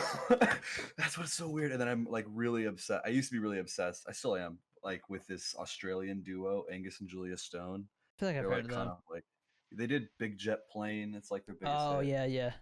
Okay. Yeah, they did that one. I'm like, that's when I'm trying to feel like artsy and free. But really, when I'm just trying to like focus and be like, yes, is like Megadeth. I don't know why. I'm like so weird about that, but Yeah, no, I yeah. definitely I went through a phase where I was literally trying to find. I'd listened to like the first 4 albums that Metallica made so much that I had Uh-huh. to. I was just searching everywhere for something that sounded similar, and it's really disappointing when you try to do that because sometimes bands just have such a unique sound that you can't find anything like them. Like Kings of Leon, I don't like those The guys. Strokes, like Yeah. bands like that.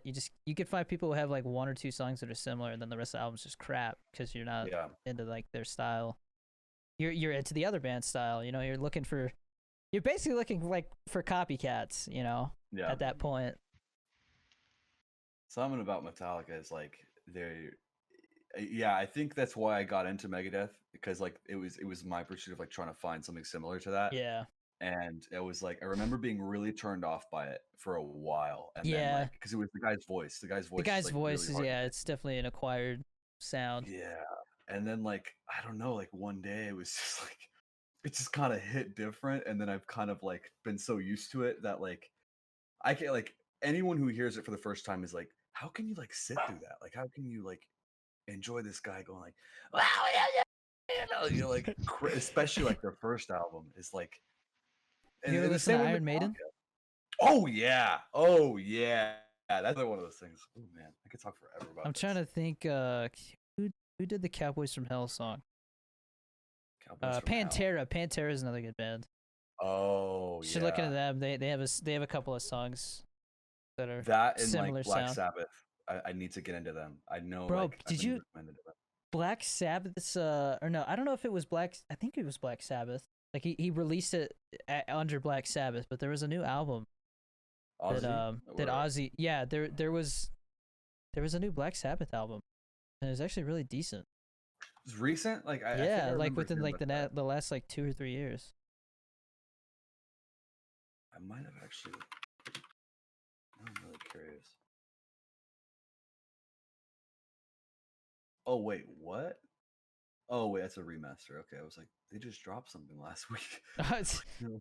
Dude, I hate when they So- like remaster stuff. Such a cash Yeah. grab. Yeah, I mean, oh, 13. Yeah, I Yeah, think I yeah. remember hearing about Because it was their 13. 13th album, I think. Yeah, Megadeth had an album called 13 as well. That's interesting. Nobody's original these days. I know. I know. It's interesting. Yeah. Do you guys play instruments too, or like you just kind No, of? I don't. I was a band nerd for a little while. Okay. I played the okay. trumpet. Really? Yeah. Would you ever get back into that or no? No. No, I don't have any like Trumpet's cool. interest in it. It was Tried to get me to play cool. the saxophone. Well, yeah, the whole idea was like my sister picked up the flute, and then they're like, now we just need like the little brother to pick up an instrument too. But then I kind of like what happened was my band director, sophomore year of high school, because I think I was in band until sophomore year. Yeah. Because marching band was dope, but then half the year was concert band, and concert band was lame as hell, dude. Is that the? It's literally where everybody just sits in a chair on stage and plays the songs, like that is so lame, dude. That is But like tough. marching That is band's tough. dope. You like travel around with the football team, and like they had their own little parties and stuff too, like it's its own wow. thing. Yeah, it's just those people are weird and don't really fit in with anybody else. And once I started to fit in with like other people, like I just fit in less with band people, and then our band director got caught stealing fundraiser money, so they fired him, and the lady that took over was like what's her face from Harry Potter. She just showed up and just like rained hell on everybody. Yeah. And so I literally threw my trumpet in the dumpster outside and went and changed classes that same day. A nice looking trumpet too. It was all banged up. It was all banged up at that point. I dropped it so many times. Wasn't it like red and gold? Yeah, they called it the Iron Man trumpet. Yeah. Trumpet. That's cool. I'm pretty into like guitar, so like that was like. Yeah, I could tell. Thing. Yeah, I mean, like I'm a little bit weird with that. No, I Dude, just I could you're like double fisted guitar. I was just like, this guy must play guitar. Oh, the rock band guitars. Yeah, I take that pretty seriously. That's one of those things, dude. I would love to, like, if there was a game I could switch from Warzone to something else, it would be Rock Band 4. But I know like Bro, that whole DMCA thing. when Rock Band and Guitar Hero like peaked, like that was a fun time, man. Playing those games. Well, you always got left out. There was only 4 instruments and there was 5 of us, and you were the youngest. Exactly. You just got left out. Oh, you got left out. Guys Fuck. suck. And then Lego Rock Band came out. I got to have it all to myself because no one wanted to play it. Oh. I wouldn't say that. I would just say that like the songs on there were more geared towards like a family audience, so there just wasn't as cool as songs on there. There was like one Blink-182 song that was cool, and even then it was like Aliens Exist, so it was like not. That's, I don't know if you know that song. It's definitely not like a more hardcore punk version of their music, I don't you know. it. Yeah. I was super into Blink-182. They're like, yeah, I used to know how to. I think I like played one of their songs at one point. Yeah, I've seen It's them like a live. recital. What bands have you seen live? Oof, I've only seen one live that was like, no, 2. One was like, I think it was like, I forget his name. It was like some keyboardist that wasn't like, I was just dragged along. And then the other one was Chance the Rapper, which I was also dragged along to. Ooh. And that was it was with this girl I was talking to at the time. Weird night. I was insanely inebriated, and I was just like, what am I doing here? It was just like, this is not my vibe. But like, I really want to go to I want to see Megadeth before like they stop, or Metallica. I think obviously. they did stop, didn't they? They're close. The guy got throat cancer, but he recovered. I know who just stopped. Slayer. Slayer, right? And I was gonna, yeah, that's the band I was thinking of too. They're really good too. They got their earlier albums rock, dude. Oh yeah. See, I got what happened was I got into that music, and then I started doing jujitsu, and at the gym I was training at in Ventura, the instructors there, like one of them was like knew like Eddie Bravo really well, like but like one of Eddie Bravo's good friends, and then yeah, they both knew Joe Rogan, so like I loved that gym because it was just cool, like yeah, my Eddie. It sucks because the pandemic hit, so I never got to meet Eddie Bravo. Maybe, I'm hoping I still will at some point, but yeah. like we would go to stand up and stuff like that and go see Joe Rogan. It was just like weird because my instructor could get me into the Comedy Store for free and stuff. Like it was just weird, man. No yeah, it was a really cool vibe, man. Like everybody there was all into the same stuff, and you could tell right away if somebody didn't fit in, like somebody came in and they're like, somebody be like, yeah, did you see Joe Rogan's new episode? And like, no, I don't listen to him. And I was just like, oh yeah. But no, it was cool. And then they were all into like that type of music. So we'd be like choking each other out to Metallica and stuff, God. Oh my God. You're arm barring somebody and like Ride the Lightning's playing. And you're like, oh, you're going to ride the lightning, bitch. Like everybody's just like, try to get people to tap, It's just a lot of fun. The energy, yeah, of that place. I can't wait to start going here because they have a gym here, a 10th Planet, because that's Eddie Bravo's school, chain of schools. Oh, cool. So they all like have some loose connection to him, probably, or. I mean, he's like the people have to train under him as a black belt to be able to open their own gym. So I got you. So like those instructors know him for sure. That's so cool. And then obviously not right now. He travels around to like the schools and stuff and the seminars and stuff all the time. So like I said, I'll probably meet him eventually. I just probably not as often here as I would if I was still living in LA. Like, dude, literally up until the pandemic happened, they were planning because they couldn't do a they didn't want to do a grand opening of the gym in Ventura until they got the showers put in. They were gonna like make a room with showers, because it's a pain to not be able to shower there. Yeah. And so they kept talking about doing a grand opening, and they were gonna do like a seminar, open gym, stand up night, and like by the way, my instructor Scott Ross, I think he also like back in the early days he traveled with like Joe Rogan and them and did stand up. So he was super funny, dude. That guy was always cracking jokes, and it was a fun time, dude. I miss it a lot. But they were gonna do like a stand-up thing too, and like Eddie Bravo, Joey Diaz was gonna be there. A bunch of people are gonna be there doing stand-up at the gym, and like having a little party get together after the open, like Oh, yeah, shit. after the seminar. So I was just waiting for that to happen. I was like, tell me when the date is. I'll make sure I get a deployment down there, because I was training Yeah. down there during my deployments. But I see.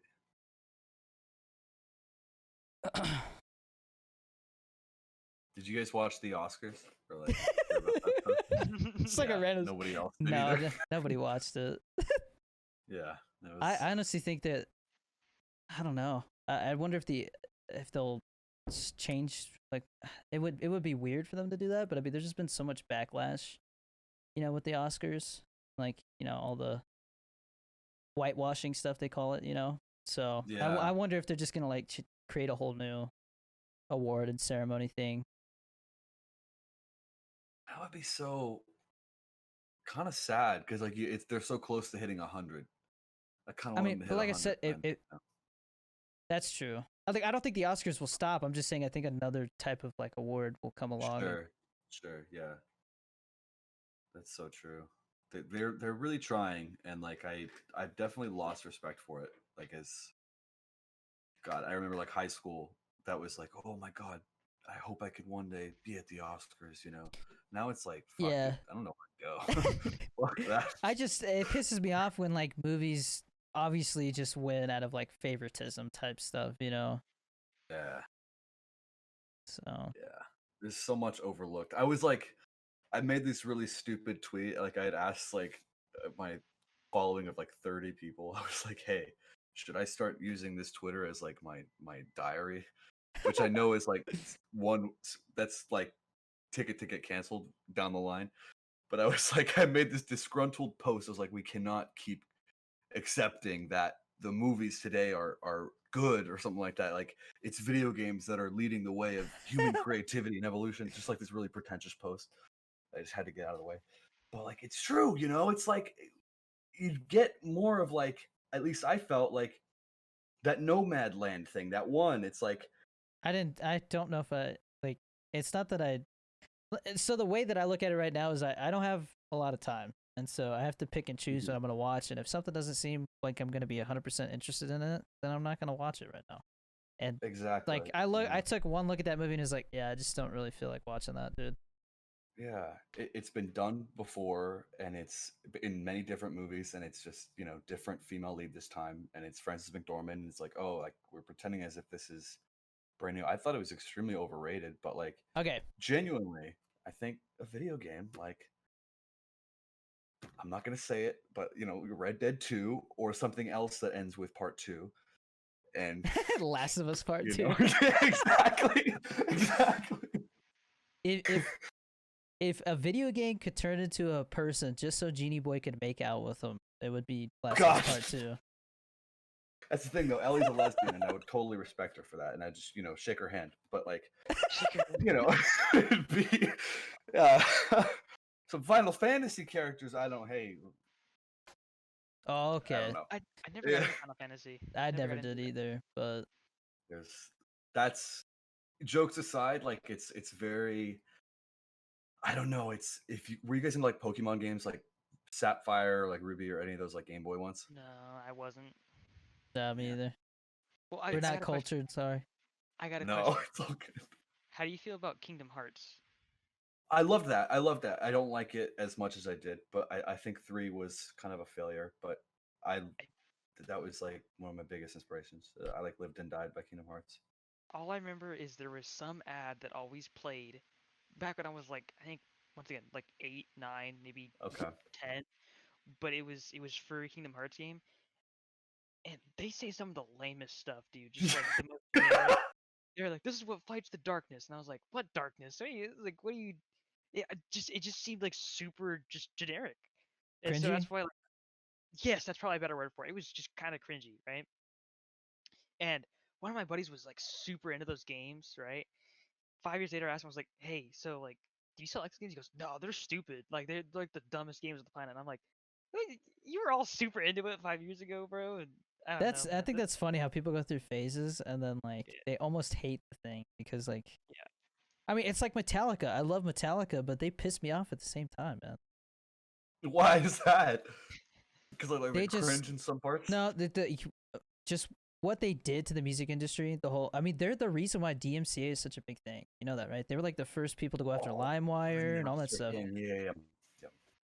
Yeah, so Okay. that is so everybody says that they're just a bunch of money hungry sellouts. Mhm. And then their music just, I mean, it's like they don't have the same. It's like they're just doing it to do it now. You know, it just doesn't seem like their heart is. I mean, and another way to put it is like people just grow up, you know, then Yeah. like they're not. Everybody says that they started to suck when they got sober. You know, I can see that mean, correlation big time.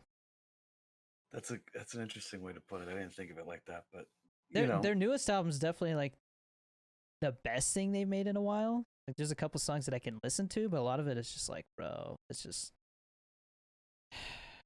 I always get weird that like I just get confused why they're so obsessed with war and none of them are veterans. You know what I mean? Like there's like that song on the new album is called Confusion, and it's like about a guy with PTSD, and it's like it's so point of view. It's like it just makes me feel a little like wait what? Like I mean, dude, wow, this tells you I haven't listened to them in a while.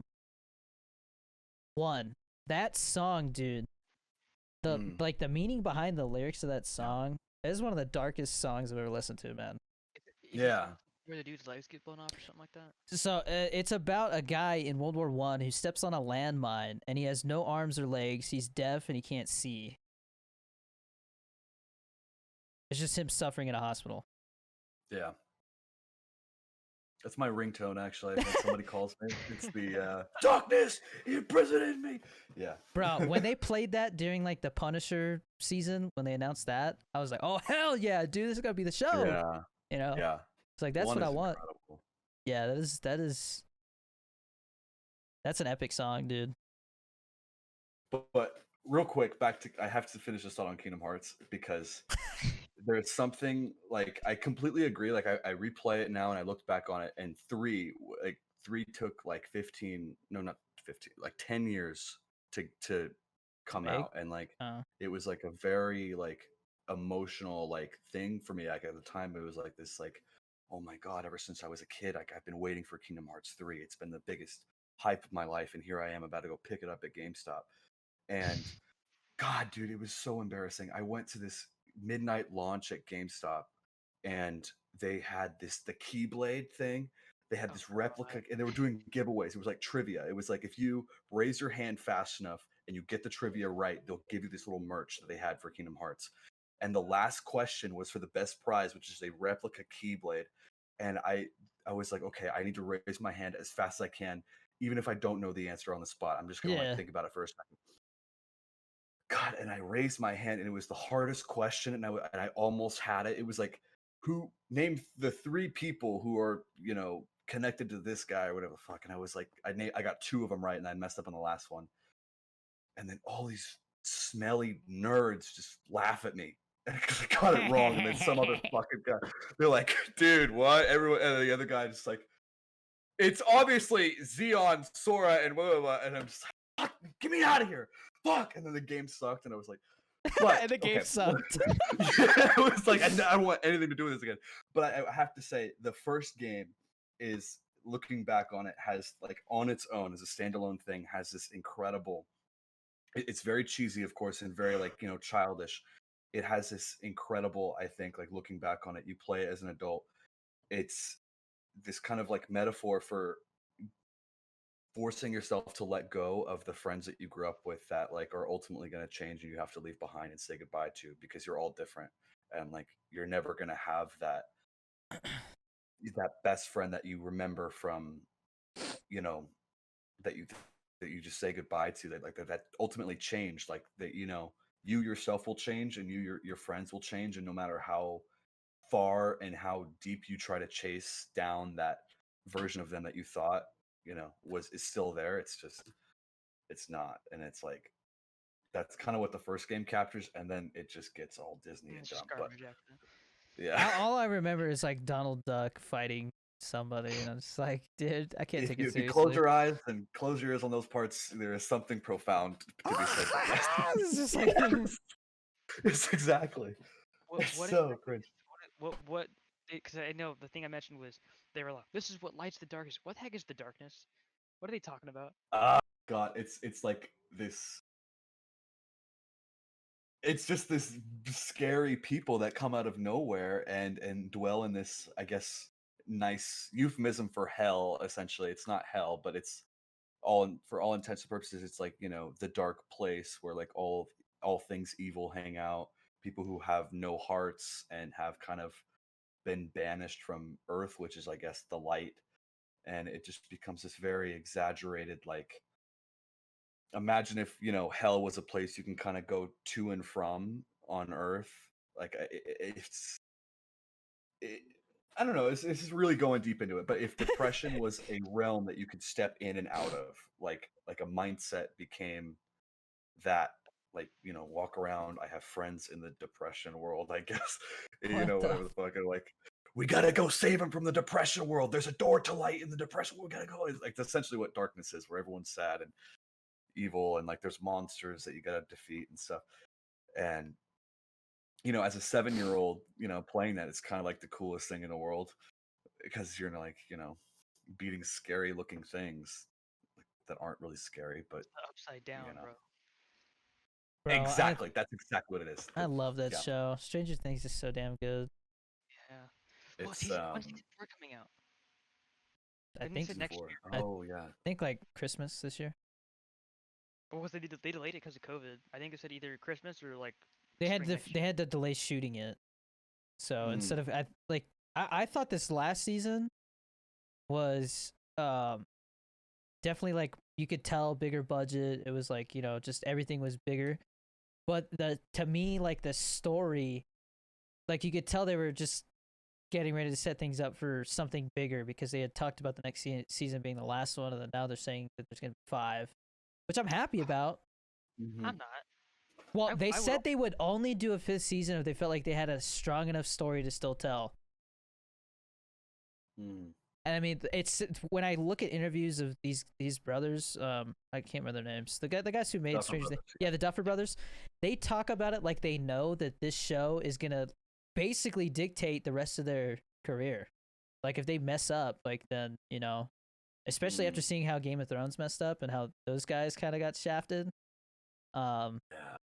Like they're very aware that if they mess up, people will never forget, and people when it comes to shows, I mean, just like Game of Thrones, like you mentioned Game of Thrones, and somebody's gonna start talking about how bad that last season was. Like people talk about the failures of it more than they do the Mhm. ups of it, So they definitely have a reputation to protect. So I trust them.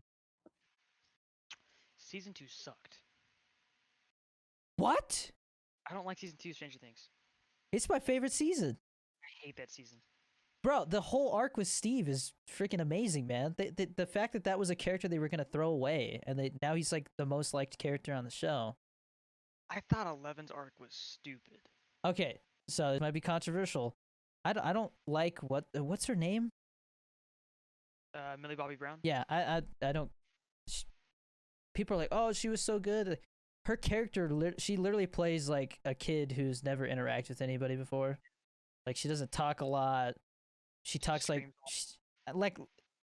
she interacts with people like Little Man does, like just not full sentences and stuff. Cheeseburger.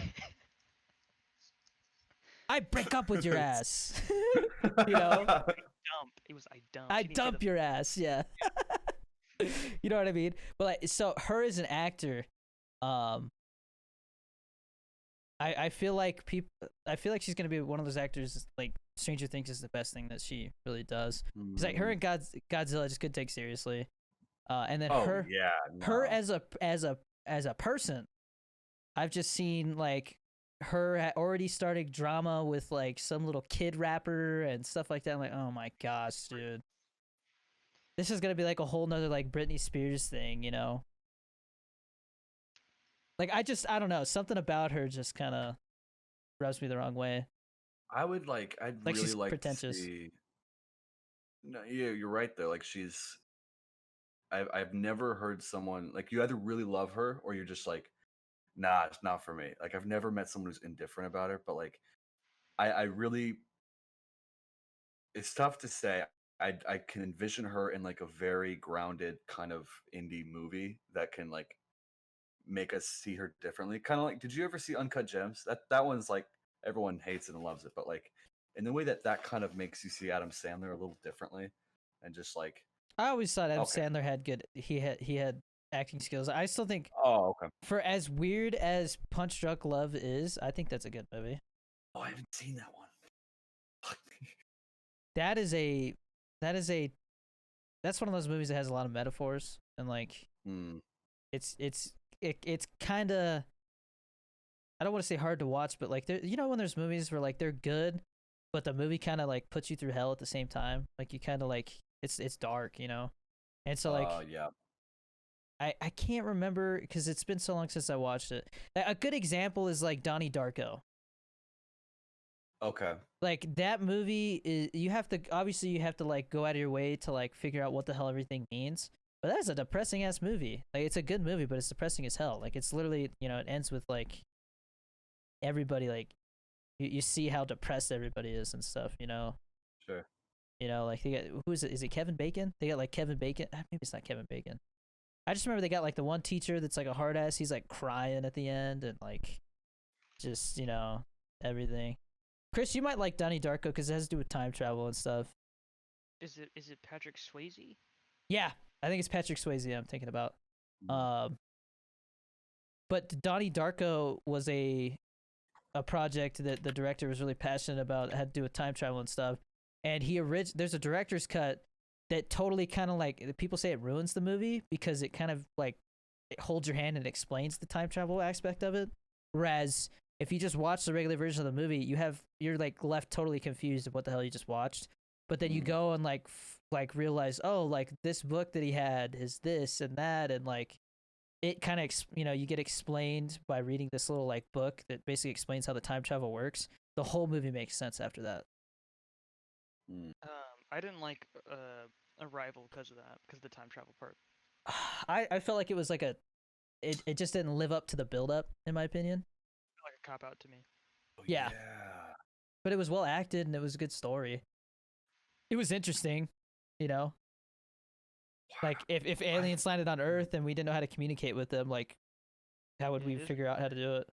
I feel like, yeah, when I think about Arrival, I think about the build-up, and then I kind of forgot about that whole twist at the end. Yeah, and that's a With the Denis Villeneuve aliens. movie. Oh shit, that's right. Yeah, bro, I'm excited for Blade Runner Dune. guy.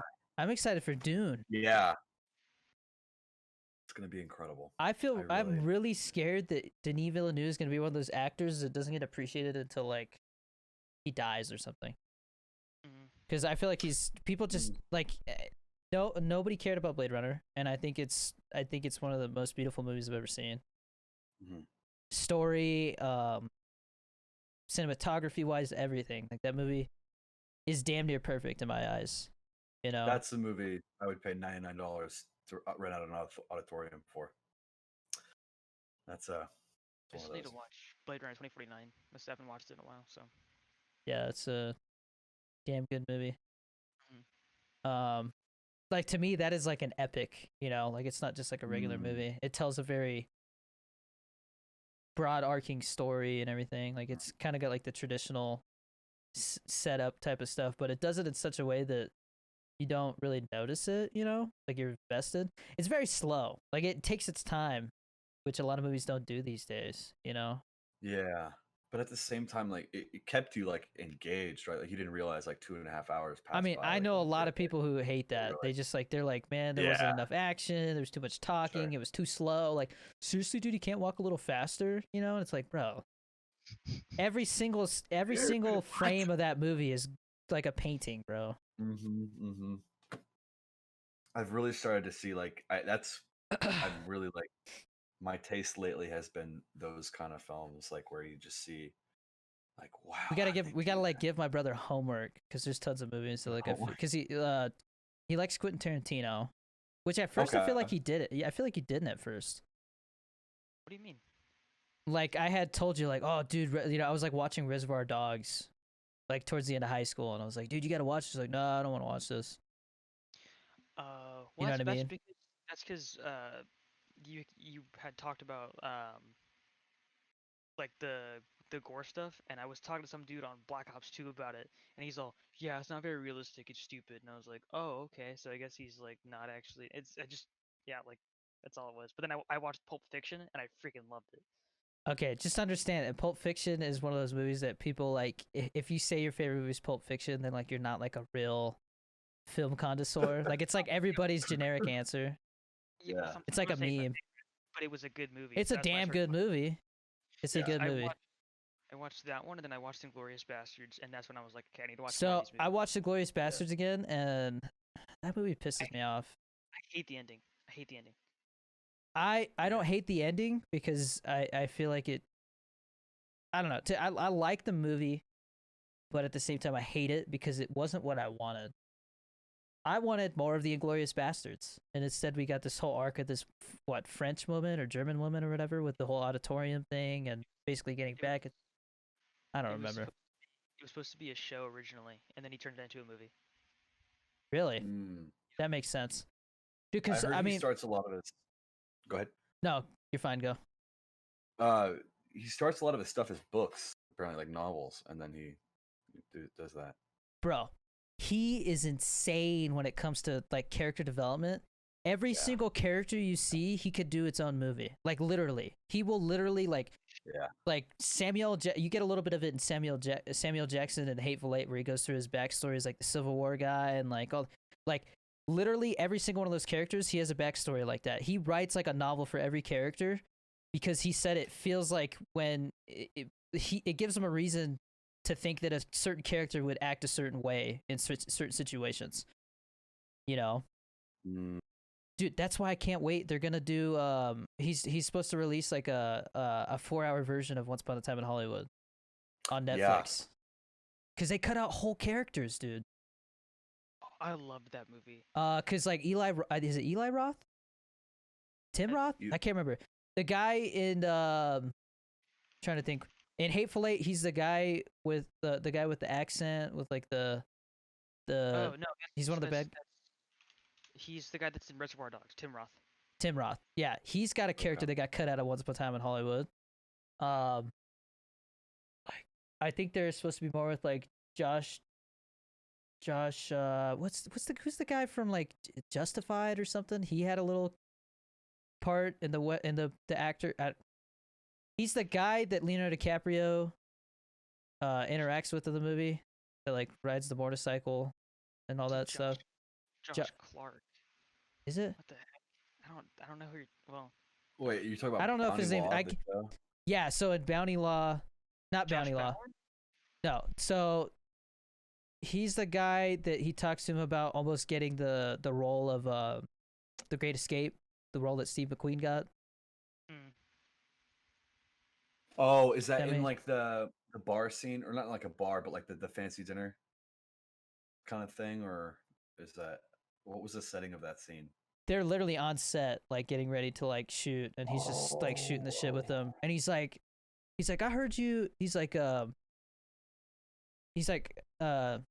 They're talking about how the Great Escape, like was a big thing, and he's like, yeah, I almost got the role, and he's like, no shit, and they start talking about it. And then like they show like Leonardo DiCaprio if he was like in the movie instead of Steve McQueen. I think I remember that part. Movie, Yeah. dude. That is one of my favorite movies. Yeah, Yeah. it's one of his better ones. I really like Django as well. Django's Django a is like Django's good, dude. I think I was working at the movies. Like I got the job at the movies right around the time that was going out of the theaters, and like I used to come back just to purposely see the reaction of the old people during the big shootout scene where like what's his face starts playing the rap music. I can't remember the guy, the rapper. It's during like the biggest shootout scene in the movie. He's really like, it's just blood flying everywhere. Yeah. And it's like James Brown mixed with like something else. But like, I have it's no idea. it was just funny because old people were like getting out and walking out during that because it was like rap music and it just totally out of left field, super bloody. Like I can't remember, but anyways, I just thought it was funny seeing like the old people like get up and walk out because it was just too much for them. Oh, they'd walk out. No. Yeah. Oh, fuck. Like I used to like walk in to do like an auditorium check just to see like the reaction to Auditorium check. Yeah. and I would just see old people like shake their head and walk out. They'd Did go you ask for ever their money see back. Was there anything like ever like weird that you saw like doing like an auditorium check or like? Oh, dude. I didn't really like. It was more like you check to see like how dirty it is type of thing, you know, because like I was Okay, just like an usher. It wasn't like I was doing what the managers do, really like walk up the rows and check the emergency exit and stuff. What are they looking for when they do that? I've always like wondered. So I don't really get. I think they're looking to see if people are on their phones, they're recording, and Okay. then they check the emergency exit to make sure nobody propped it open so that they can come back and shoot up the place Okay. because of the whole shooting.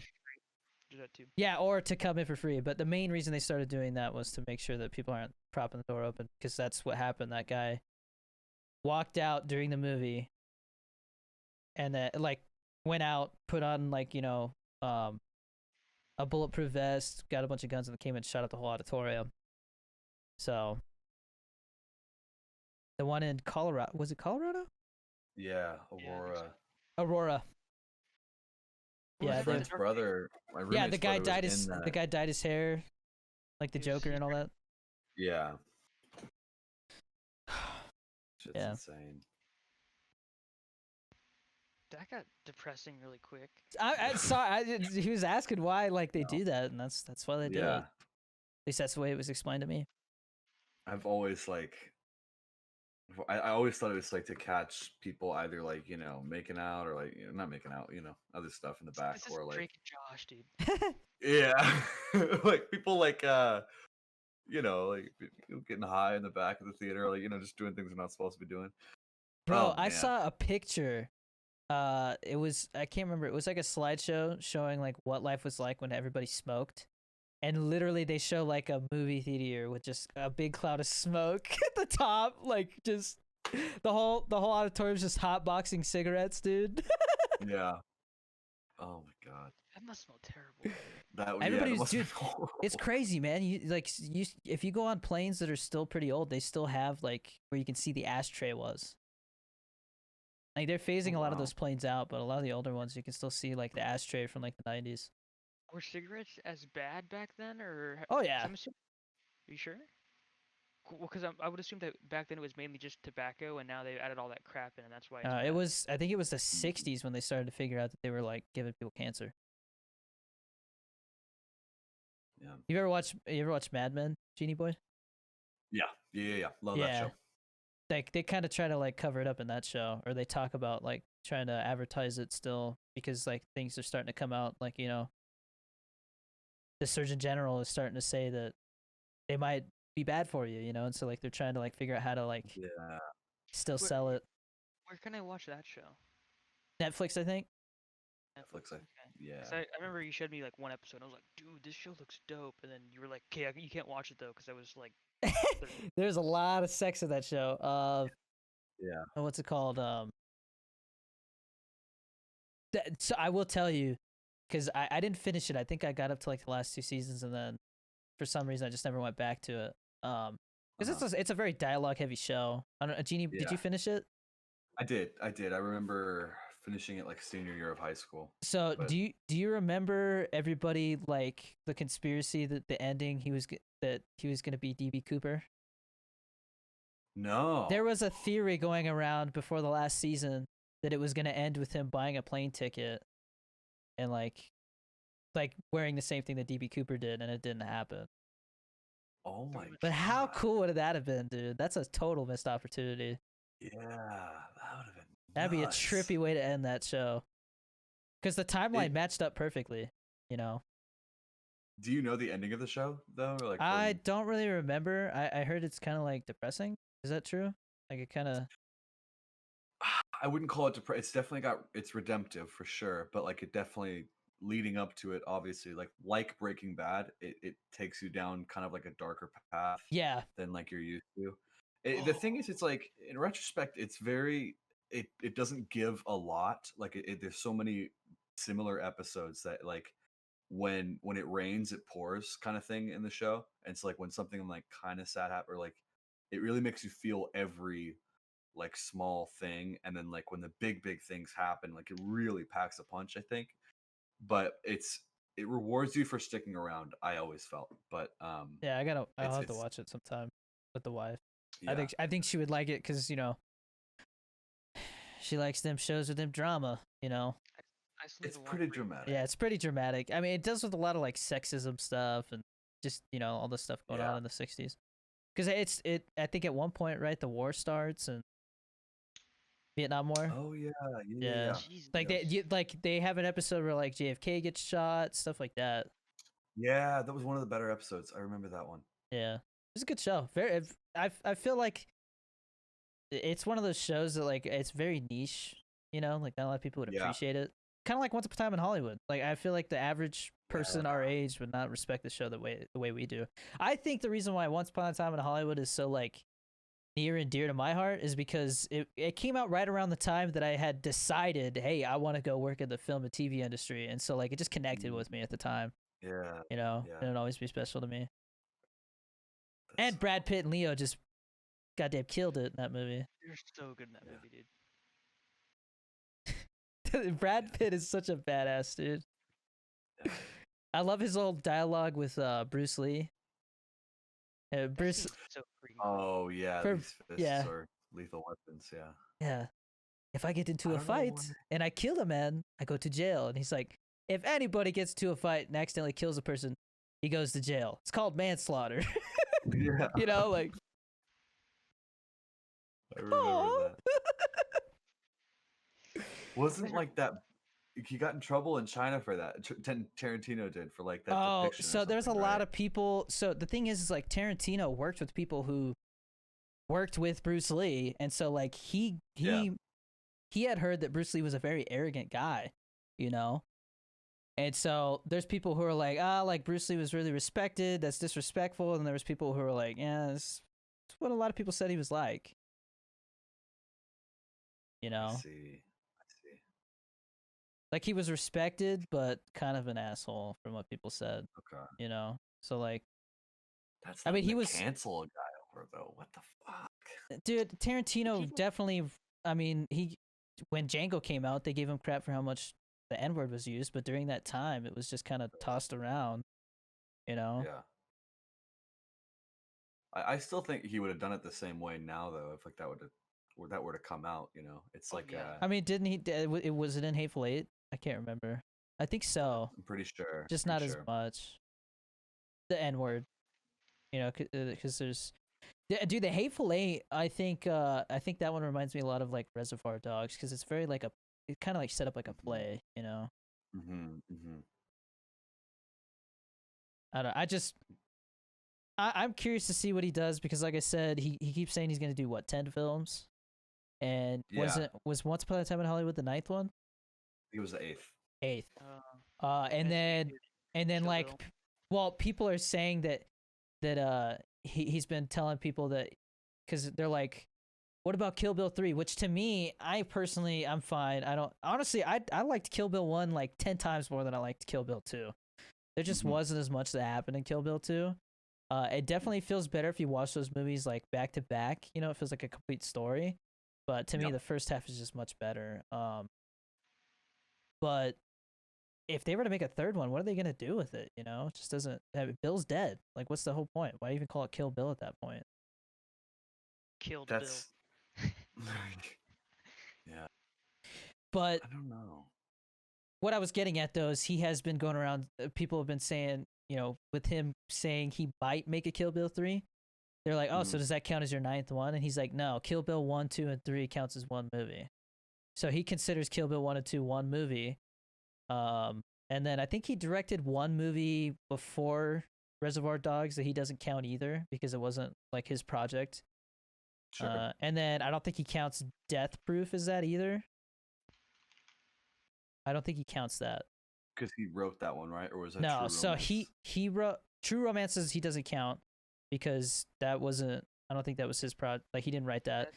And then Proof. there was Grindhouse, and it was Grindhouse. Oh, it was like never heard of Grindhouse presents Death Proof and then something else. And what it was Tarantino got together with a friend. They both wrote a script and then they directed each other's scripts. Mm. And so a lot of people say that like Death Proof is his weakest film because he didn't write it. It's still got his style and everything, but he didn't write it, so that's why it's not as liked. But it's still good because it's got Kurt Russell in it. You know, I love Kurt Russell, by the way. Kurt Russell's freaking awesome. And then what's it called?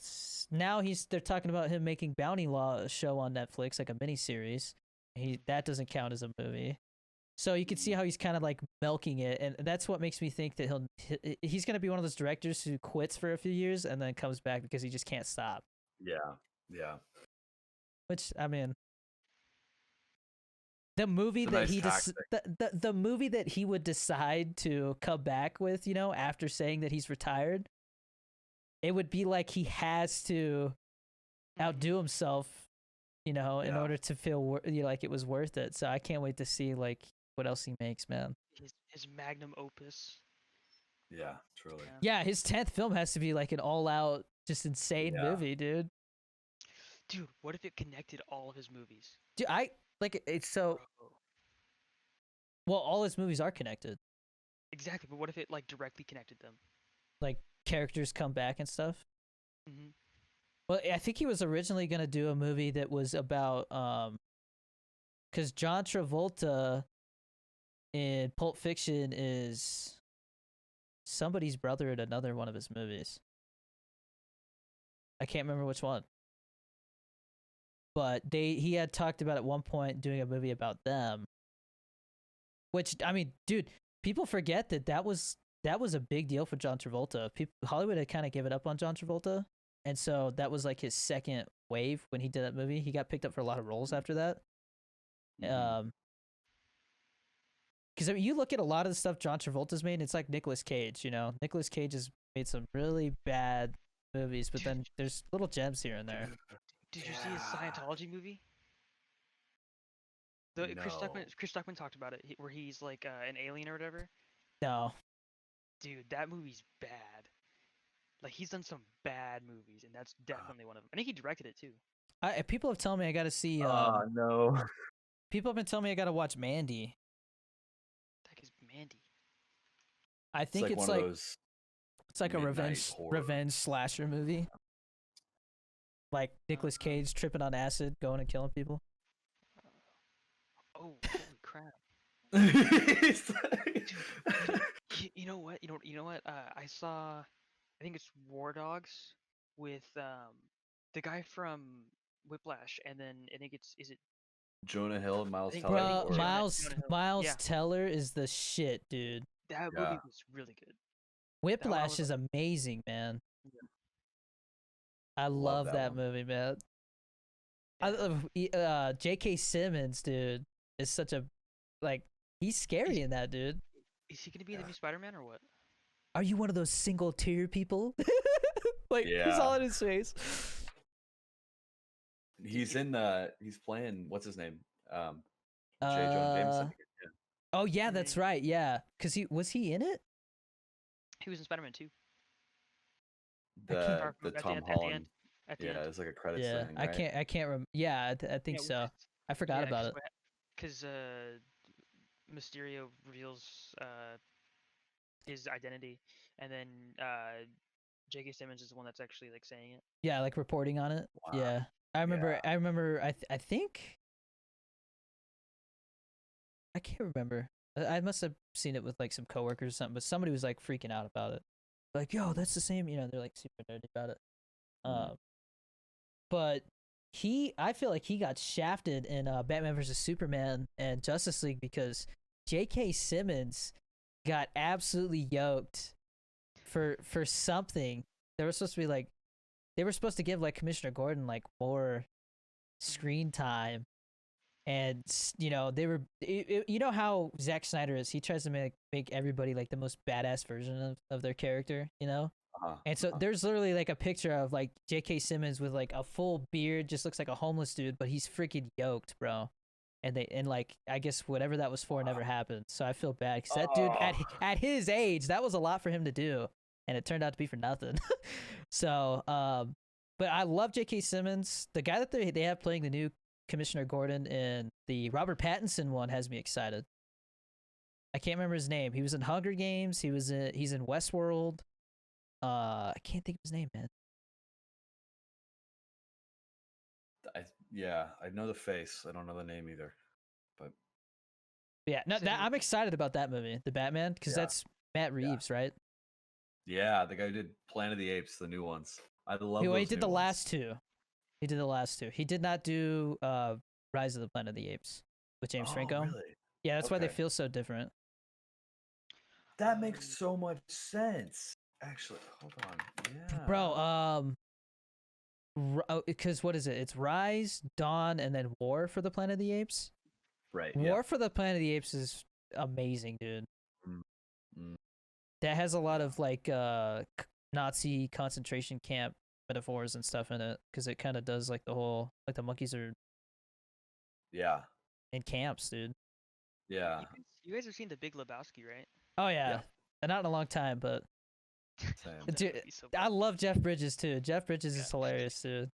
Didn't he get cancer? I don't know. Yeah, he got cancer recently, which I was like, he got diagnosed recently. Yeah, he like came out about it and everything. I think he's like bald right now. He's like treating it, but you know what type? You're right. I could look it up. Yeah, dude, I love Jeff Bridges, man. It's lymphoma. Ooh, isn't that a lymphoma? Is that the lung one? It's cancer of the lymphatic symptom. So I think. Oh, so that's like your. I think that's a pretty. I think that's one of the worst ones, man. It's it's like your immune system. It gets rid of like toxins and stuff like that and waste. So it's like that part of your body. Damn. Yeah. That's rough, man. I know. I mean, cancer in general is rough, but I mean that's not something they can just cut out of you.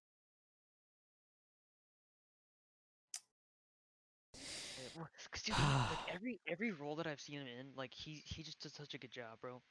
Like yeah, just I loved him. Have you seen Hell or High Water, Chris? No.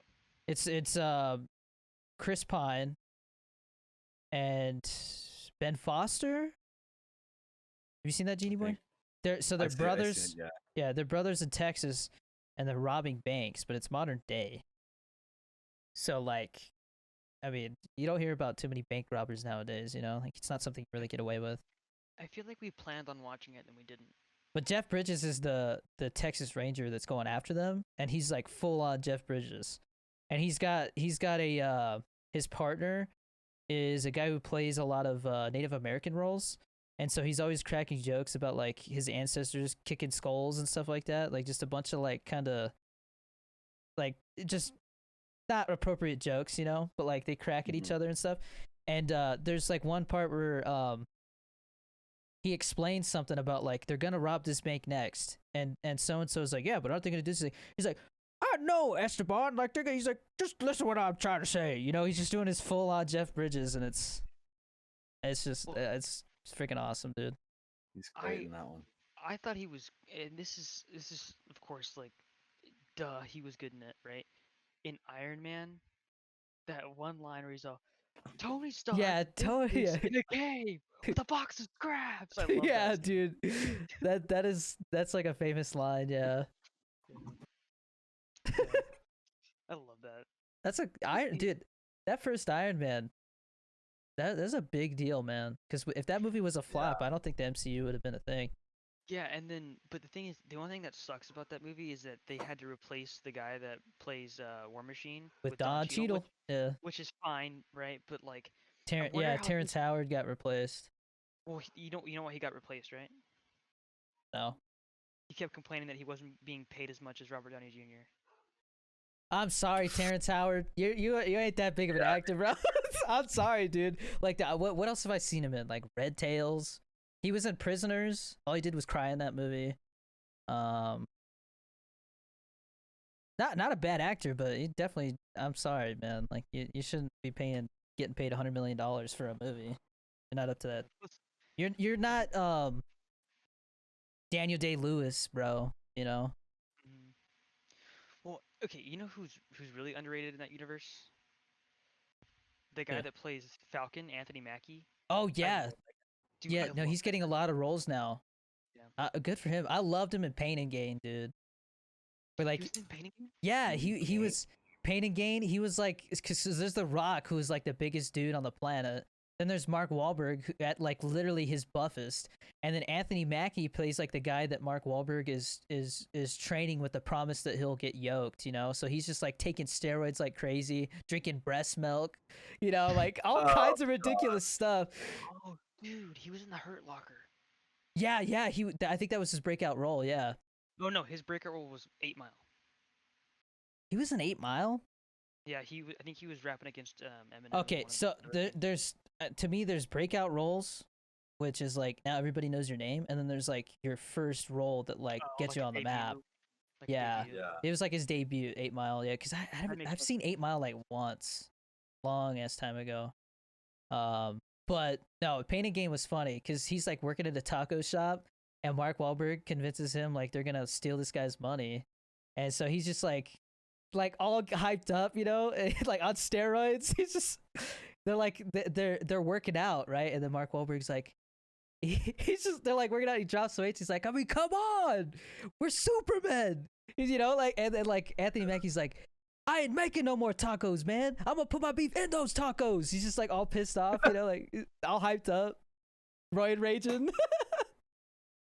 Yeah, but if you haven't seen Falcon and the Winter Soldier, the show, you definitely need to watch it because I really liked it. It could Yeah, have it been longer. was solid. It was solid. It could they were supposed to have more episodes, but they cut out that pandemic plotline that was in it. But for what it was, I didn't know that. Yeah, it was. I think it's supposed to be like 8 to 10 episodes instead of 6. But it was really good. They're talking about doing They- another season. I would love that. See, the thing is, so they're saying, because It definitely felt like something was missing from that show, and that makes sense now. compared to WandaVision, that show was like, it was leagues better, dude. I'm sorry, but the more I think about WandaVision, the more I feel like That it show was a just disappointment. That show was a disappointment. It was not good.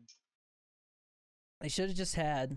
I think what everybody wanted was just Wanda and Vision like fighting crime in the 50s, which is what people thought I- it was gonna be. I wanted Vision to stay alive, but they're getting rid of him, and then I've got homework for you, Chris. Genie, oh, Genie got up. Listen, I'm listening. Have you seen Watchmen? The show or the movie? The show. I haven't seen the movie. I The watched show. the pilot of the show, but Bro, the show is like I would say it's kind of pretentious, but I love how each episode like focuses on a different character. it's the That- Leftovers guy that did it.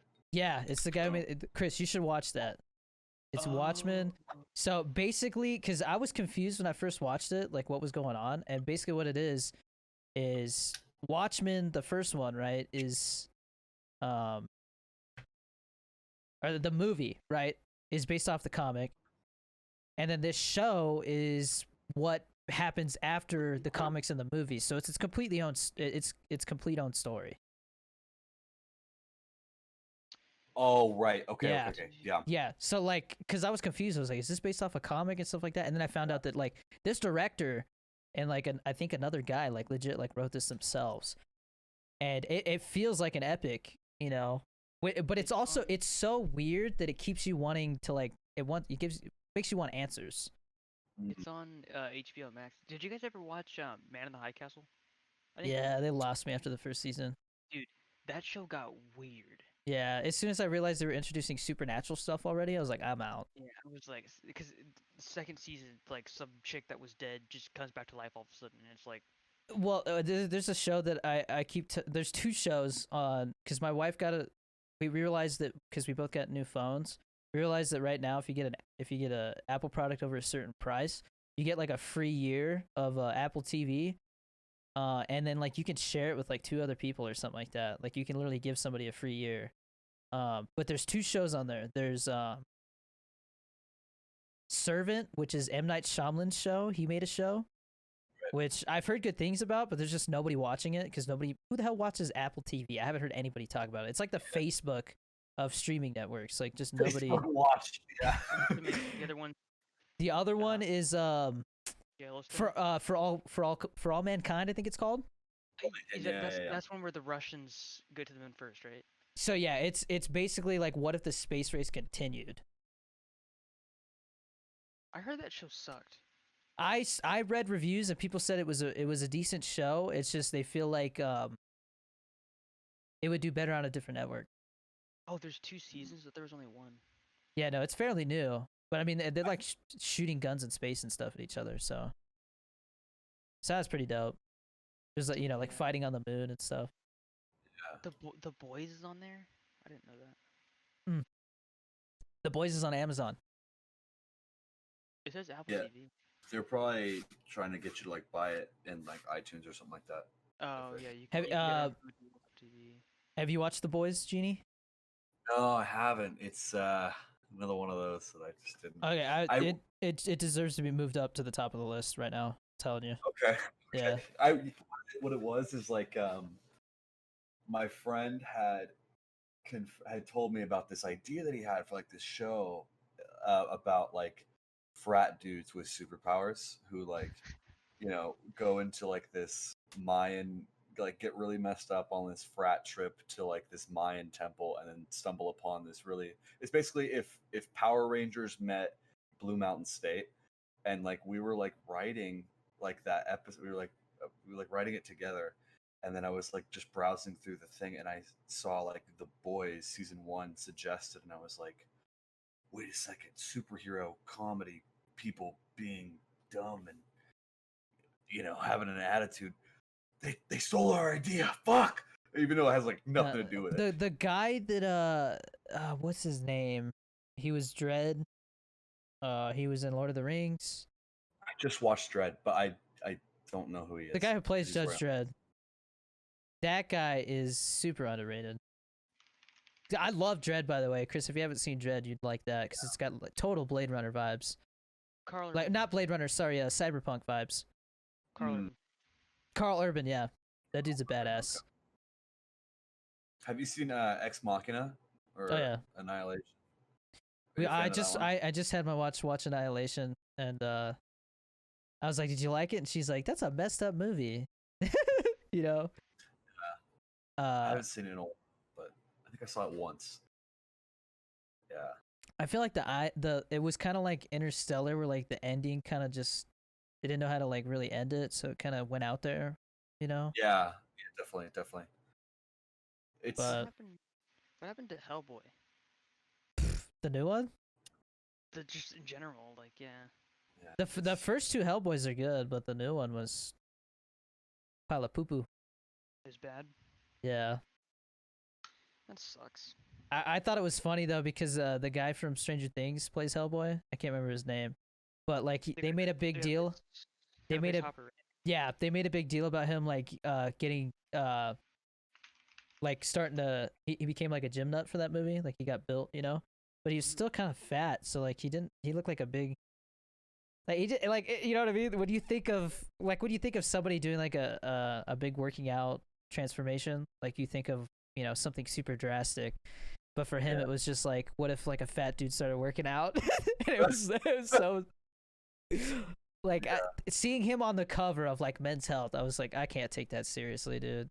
You know, like the dude is still fat. He just has some muscles now. He's a big dude. He's a big boy. He's coming back for Stranger Things season 4, so. Yeah, I mean, they already. I think they showed a teaser where they showed that he was alive. They did. I'm excited. That ending of season 3 did make me tear up. Dude, that. Because it was reading the note that he left 11 before she like ran off, right? Well, no, it was supposed to be him talking to 11 and but Wait, what's he the was kid's name? he. He's supposed to be having like a talk with him about like I guess like I don't know how to explain it. Like keeping a bit of distance so you're not like Yeah. constantly with each other or whatever. Like it. Well, Yeah. he was trying his best to show that like he kind of looked at himself as a father figure for her, and like he cared about her that way. But at the same time, it was like, I mean, she's a girl going through puberty. It's not like he knows how to handle that, So it's like super awkward for him. So the whole thing was about he wanted her to just keep the door open when couple what's his face was over. And so What is he like saying? at the end he's like, and for God's sake, just keep the door open 2 inches or whatever, What did he? But I was like, forgot. 2 inches. Um, It was like, Mike yeah. is what his name is. Yeah. I don't know. But yeah, I that don't like him in the newest season. dude, I'm curious to see if that new Ghostbusters movie is gonna be a flop or not. Just new Ghostbusters coming out. Yeah, Ghostbusters Afterlife, and it looks legit because the guy who's directing it, his dad made the first 2. Oh no Yeah, way! so he has kind of like a real reason to like do a good job. Yeah. Oh, dude, and okay, yeah, I see what you're saying because it has Finn Wolfhard in it. Yeah, Dude, they got Paul Rudd's gonna be in it. yeah. No, I saw that there was a scene that they posted as like another teaser because it got delayed and they're trying to hype it up again a little bit, or starting to at least. And it's Paul Rudd at the grocery store, and all the marshmallows come to life, dude, as like little Stay Puft guys. Oh, dude, this looks so cool. Is that coming out this year? I hope so. Dude, James Bond is supposed to come out this year. Wait, hold on. It says There's it a couple came out. movies. It says it came out in 2020. No, it was scheduled. It was made in 2020. IMDb shows when it was made, not when it was It says released. November 11th of this year. What else got totally delayed? Top Gun 2 got delayed till like November, I think, with Miles Teller. But dude, Black Widow was legit like exactly a year ago supposed to come out. Wow. Isn't that So that's crazy, man? just sitting on someone's hard drive right now. Literally, yeah. Weird. Yeah, that's it's weird, man. It's legit been a year since like all this crap started. It's been over a year at this point. Like this is legit one of those times. I mean, we can end the podcast like on this note. Like, is this gonna be one of those things that when we're old men, like we talk about it, going through the COVID pandemic. Well, Yeah. also, another war breaks out. Oh yeah, and World War III. So, I don't know, man. I We'll see. almost forgot about that. Oh my Yeah. god. I mean, we'll see what happens. Yeah. But yeah, no, it's crazy, man. This last year has been a curse and a blessing at the same time. I feel like a lot of people got opportunities they never would because of this, myself included, man. If not, I'd probably be, would you like cream in your coffee, sir? That's what I'd be doing right now. I'm just happy I'm done with Best Buy. I freaking hate that Dang. place, bro. Oh yeah, he's been working at Best Buy. Yeah, I finally left. Like, Did you already have your last day? Yeah. What were you doing? Just like general like sales floor stuff? I was sales. They offered me Geek Squad as a position like I think a few months after I first started, and I said no because it was just sales with more steps. Yeah. It's a tough job, but Well, it's not that it's tough. It's just like with COVID, people not wearing masks and stuff like that. It's like you're screwed all the time. when you have to like haggle people for like wearing a mask and stuff. Oh, that's a tough position to be in. Yeah, and like it was like super wishy-washy on how they'd enforce it. Like some managers they cared like crazy, and some didn't. And towards the end, like nobody cared. I was like, yeah, I don't want to be here anymore after that. Like that's just stupid. I mentioned how there might be a third wave. Like I think that's why New Mexico as a state hasn't opened more yet is because I feel like they're just like kind of paused, waiting to see what happens. But do you guys think there's gonna be like everybody goes back to masks? Because there's a couple states now that you don't have to wear masks. The thing is that everyone's getting vaccinated now. It's just that, like, I think. Bro, this whole vaccine thing it's the problem is like there's so much information out there, misinformation. Who knows, dude? I'm hearing people say now that their studies are showing that the COVID vaccines don't help at all. That you can still catch just because there's different strains now. Like you're like it's basically useless. That's what I'm worried about, is that there's going to be a different strain that doesn't work with or that bypasses the vaccine or whatever. So. Everybody was like, what about like quality control? Because they're trying to get it out quick. And then, is it safe? There hasn't been long-term studies. How do they know it doesn't make you sterile someday? Like just worst case scenario, And they're like, Fauci's like, oh, don't worry. Everything's going to be fine. Like, we take really, really good precautions to make sure that everything, even though it's being, production sped up and everything's fine. And then Johnson & Johnson has to recall all their vaccines because somebody screwed up. I think AstraZeneca's doing the same thing. In Germany? Denmark? It's a mess, dude. It says, throughout the entire EU, I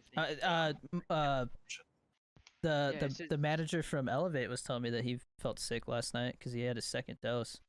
It says EU pivots to Pfizer with world's biggest COVID-19 vaccine deal as it sues AstraZeneca. Europe is suing AstraZeneca. It definitely has side effects. I feel like nobody can deny that the vaccines have legit side effects. I've heard about people feeling like super tired, like to the point where like after they get the vaccine, they sleep for like 4 or 5 hours because they're just like dead. Mm-hmm. People throw up, all kinds of side effects. So I'm not rushing out to get it. That's for damn sure. Yeah. I don't want to be a guinea pig. Same. It doesn't until it's like, you can't go out in public, or like if it gets to that point, which I hope it doesn't, but like if I can't do basic things like go get food or like go to the movies without being vaccinated, which like that just feels wrong if that's going to be the case. But DoorDash for me. Yeah, the whole vaccine passport thing is scary for sure, because it just kind of feels like a violation of the HIPAA thing and stuff like that.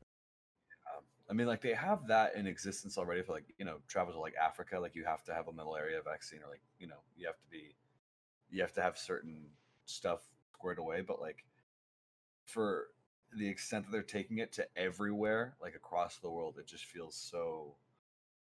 I don't understand. I don't get it. Yeah, no, I mean, it's one thing to be like, hey, if you want to go to Africa, for a couple weeks, you need this vaccine because you could die. Like this is not like something to joke about.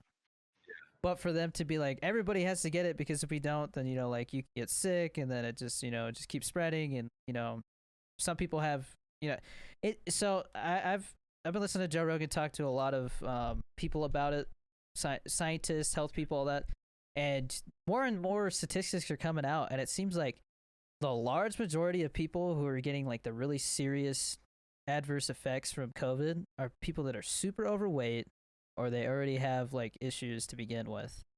Exactly. Yeah. He did say one thing. There was one of his buddies who was like in really good shape, and he got it, and he was in the hospital for like a couple months. There's always these weird cases where like somebody totally healthy, like a perfect specimen, all of a sudden just gets it and it just knocks them on their ass. And so like it's just, I feel like nobody knows what the hell's going on with this virus at all. Yeah. COVID's something else, bro. Have a good night. I see. Cause okay, have you guys gotten it yet? Have you guys gotten COVID yet or no? No. I don't think I did. No, I don't think anybody knows unless they legit got like the antibody test. Well, cause I was sick one week, and I got tested and it came back negative. I've been tested twice. What test did you have though? Did you have the nasal swab? Yeah, but so I got it at Walgreens, and they had me do it myself. You probably didn't do it right then. Because, dude, I'm telling you right now, I could not do that to myself. It feels like they're touching your brain with that thing, man. It Well, so hurts. they said, It burns. Whatever that solution is, burns like a mother. No, it's usually some of them are just dry. Not mine. think- Mine had this purple fluid that they dipped it in. Well, because that was a long time ago when you got yours. Mine was like a couple months ago. So I got that's true. I got tested before I got out of the military because there was a scare.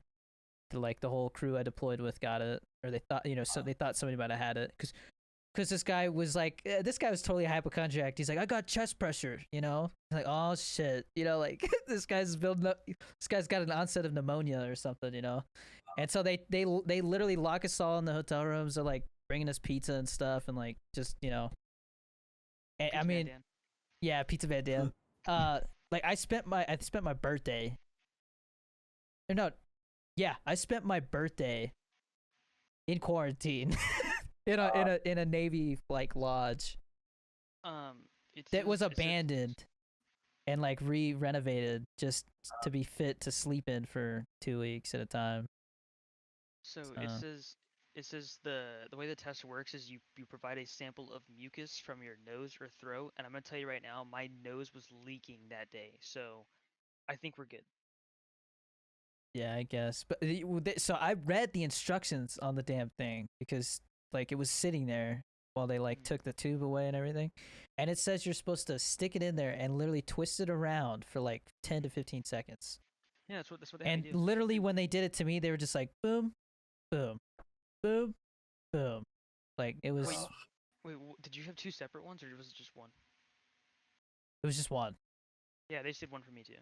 But so Yeah. because the chick was sitting, she goes just put it in there, make sure that like when I can't see the bottom of the actual Q-tip, like then you're good to go. So I was like, can you still see it? She's like, no. And then I started doing that and it tickled, so I started coughing. Yeah, no, they said that it's legit supposed to touch your mucous membrane. I don't know, dude. I just know like I was tearing up and I was coughing and there was just like it's just so much snot, dude. It was The first time I did it, I was like, God damn! Like it's just like, Dude, it was like a lasting pain. I had a freak out when I did it last, and I don't want to ever do it again. But I was like, I had to do it because I was like traveling, I was like, and they when I had to let me down. Like what's that one movie, the Clockwork Orange, and the lady was like, calm down, and I was like trying to stay calm, but I was like gripping the seat. And I was like, ah! Ah! It was like bad. like they're like opening his eyes. Like, Yeah, exactly. so wait, when did you get yours? That was February. It was year? like Of this year yeah, or last year? yeah, it was like late February 2021. Yeah. Yeah, that's when I got. Yeah, that's right when I got mine. Thing is, cause when I did it, when I had to do it myself, I thought it was like kind of fun. I was like, hey, this would be funny to like go get it with your friends and just be like, oh my god, it tickles. Like I don't Yeah. know. But apparently everyone's had like super bad experiences with it. So dude, I remember Trump talking about how he got tested, and he was talking about this. He's like, we need to come up with a better way to do this test because I'm telling you right now, quite frankly, it is not fun. He's like, it's not He's right. comfortable. Yeah. Exactly right. God. I mean, there It's are worse uncomfortable. ways- there are worse ways they could have done it. I don't know, man, because there's I've been tested for other stuff, and they literally just like swab your tongue. Like it's just Yeah, but That's fine dude, with me. at least you're not shoving a Q-tip in your butt. That's all I'm saying. That would suck. That would Fuck. really I suck. lost it. I can't find it. oh my god, dude. No, that Q-tip's long, bro. That ain't gonna get lost. It just I don't know why it just gets sucked up. It's just like, oh no, it's gone. Like, all right, I just need you to stay relaxed. Oh shit. It hurts to think about that. It hurts. Oh, Swabbing buttholes, that'd be a terrible job. there goes the monetization It's gone. video. Yeah. No, we talked about this is medical stuff. This is Oh, okay, educational. I know a Who guy who knows? does that for a living. Oh, See more butts. yeah, Seymour Butts is his name. Yeah. Yeah, I think on that note, I think it's time to go. Yeah. It's a long one. This is fun though. This is fun as That's hell. enough. Yeah, I'm definitely like down to do this again. Yeah. All right. See you guys next week. All right. Farewell. Deuces. Peace.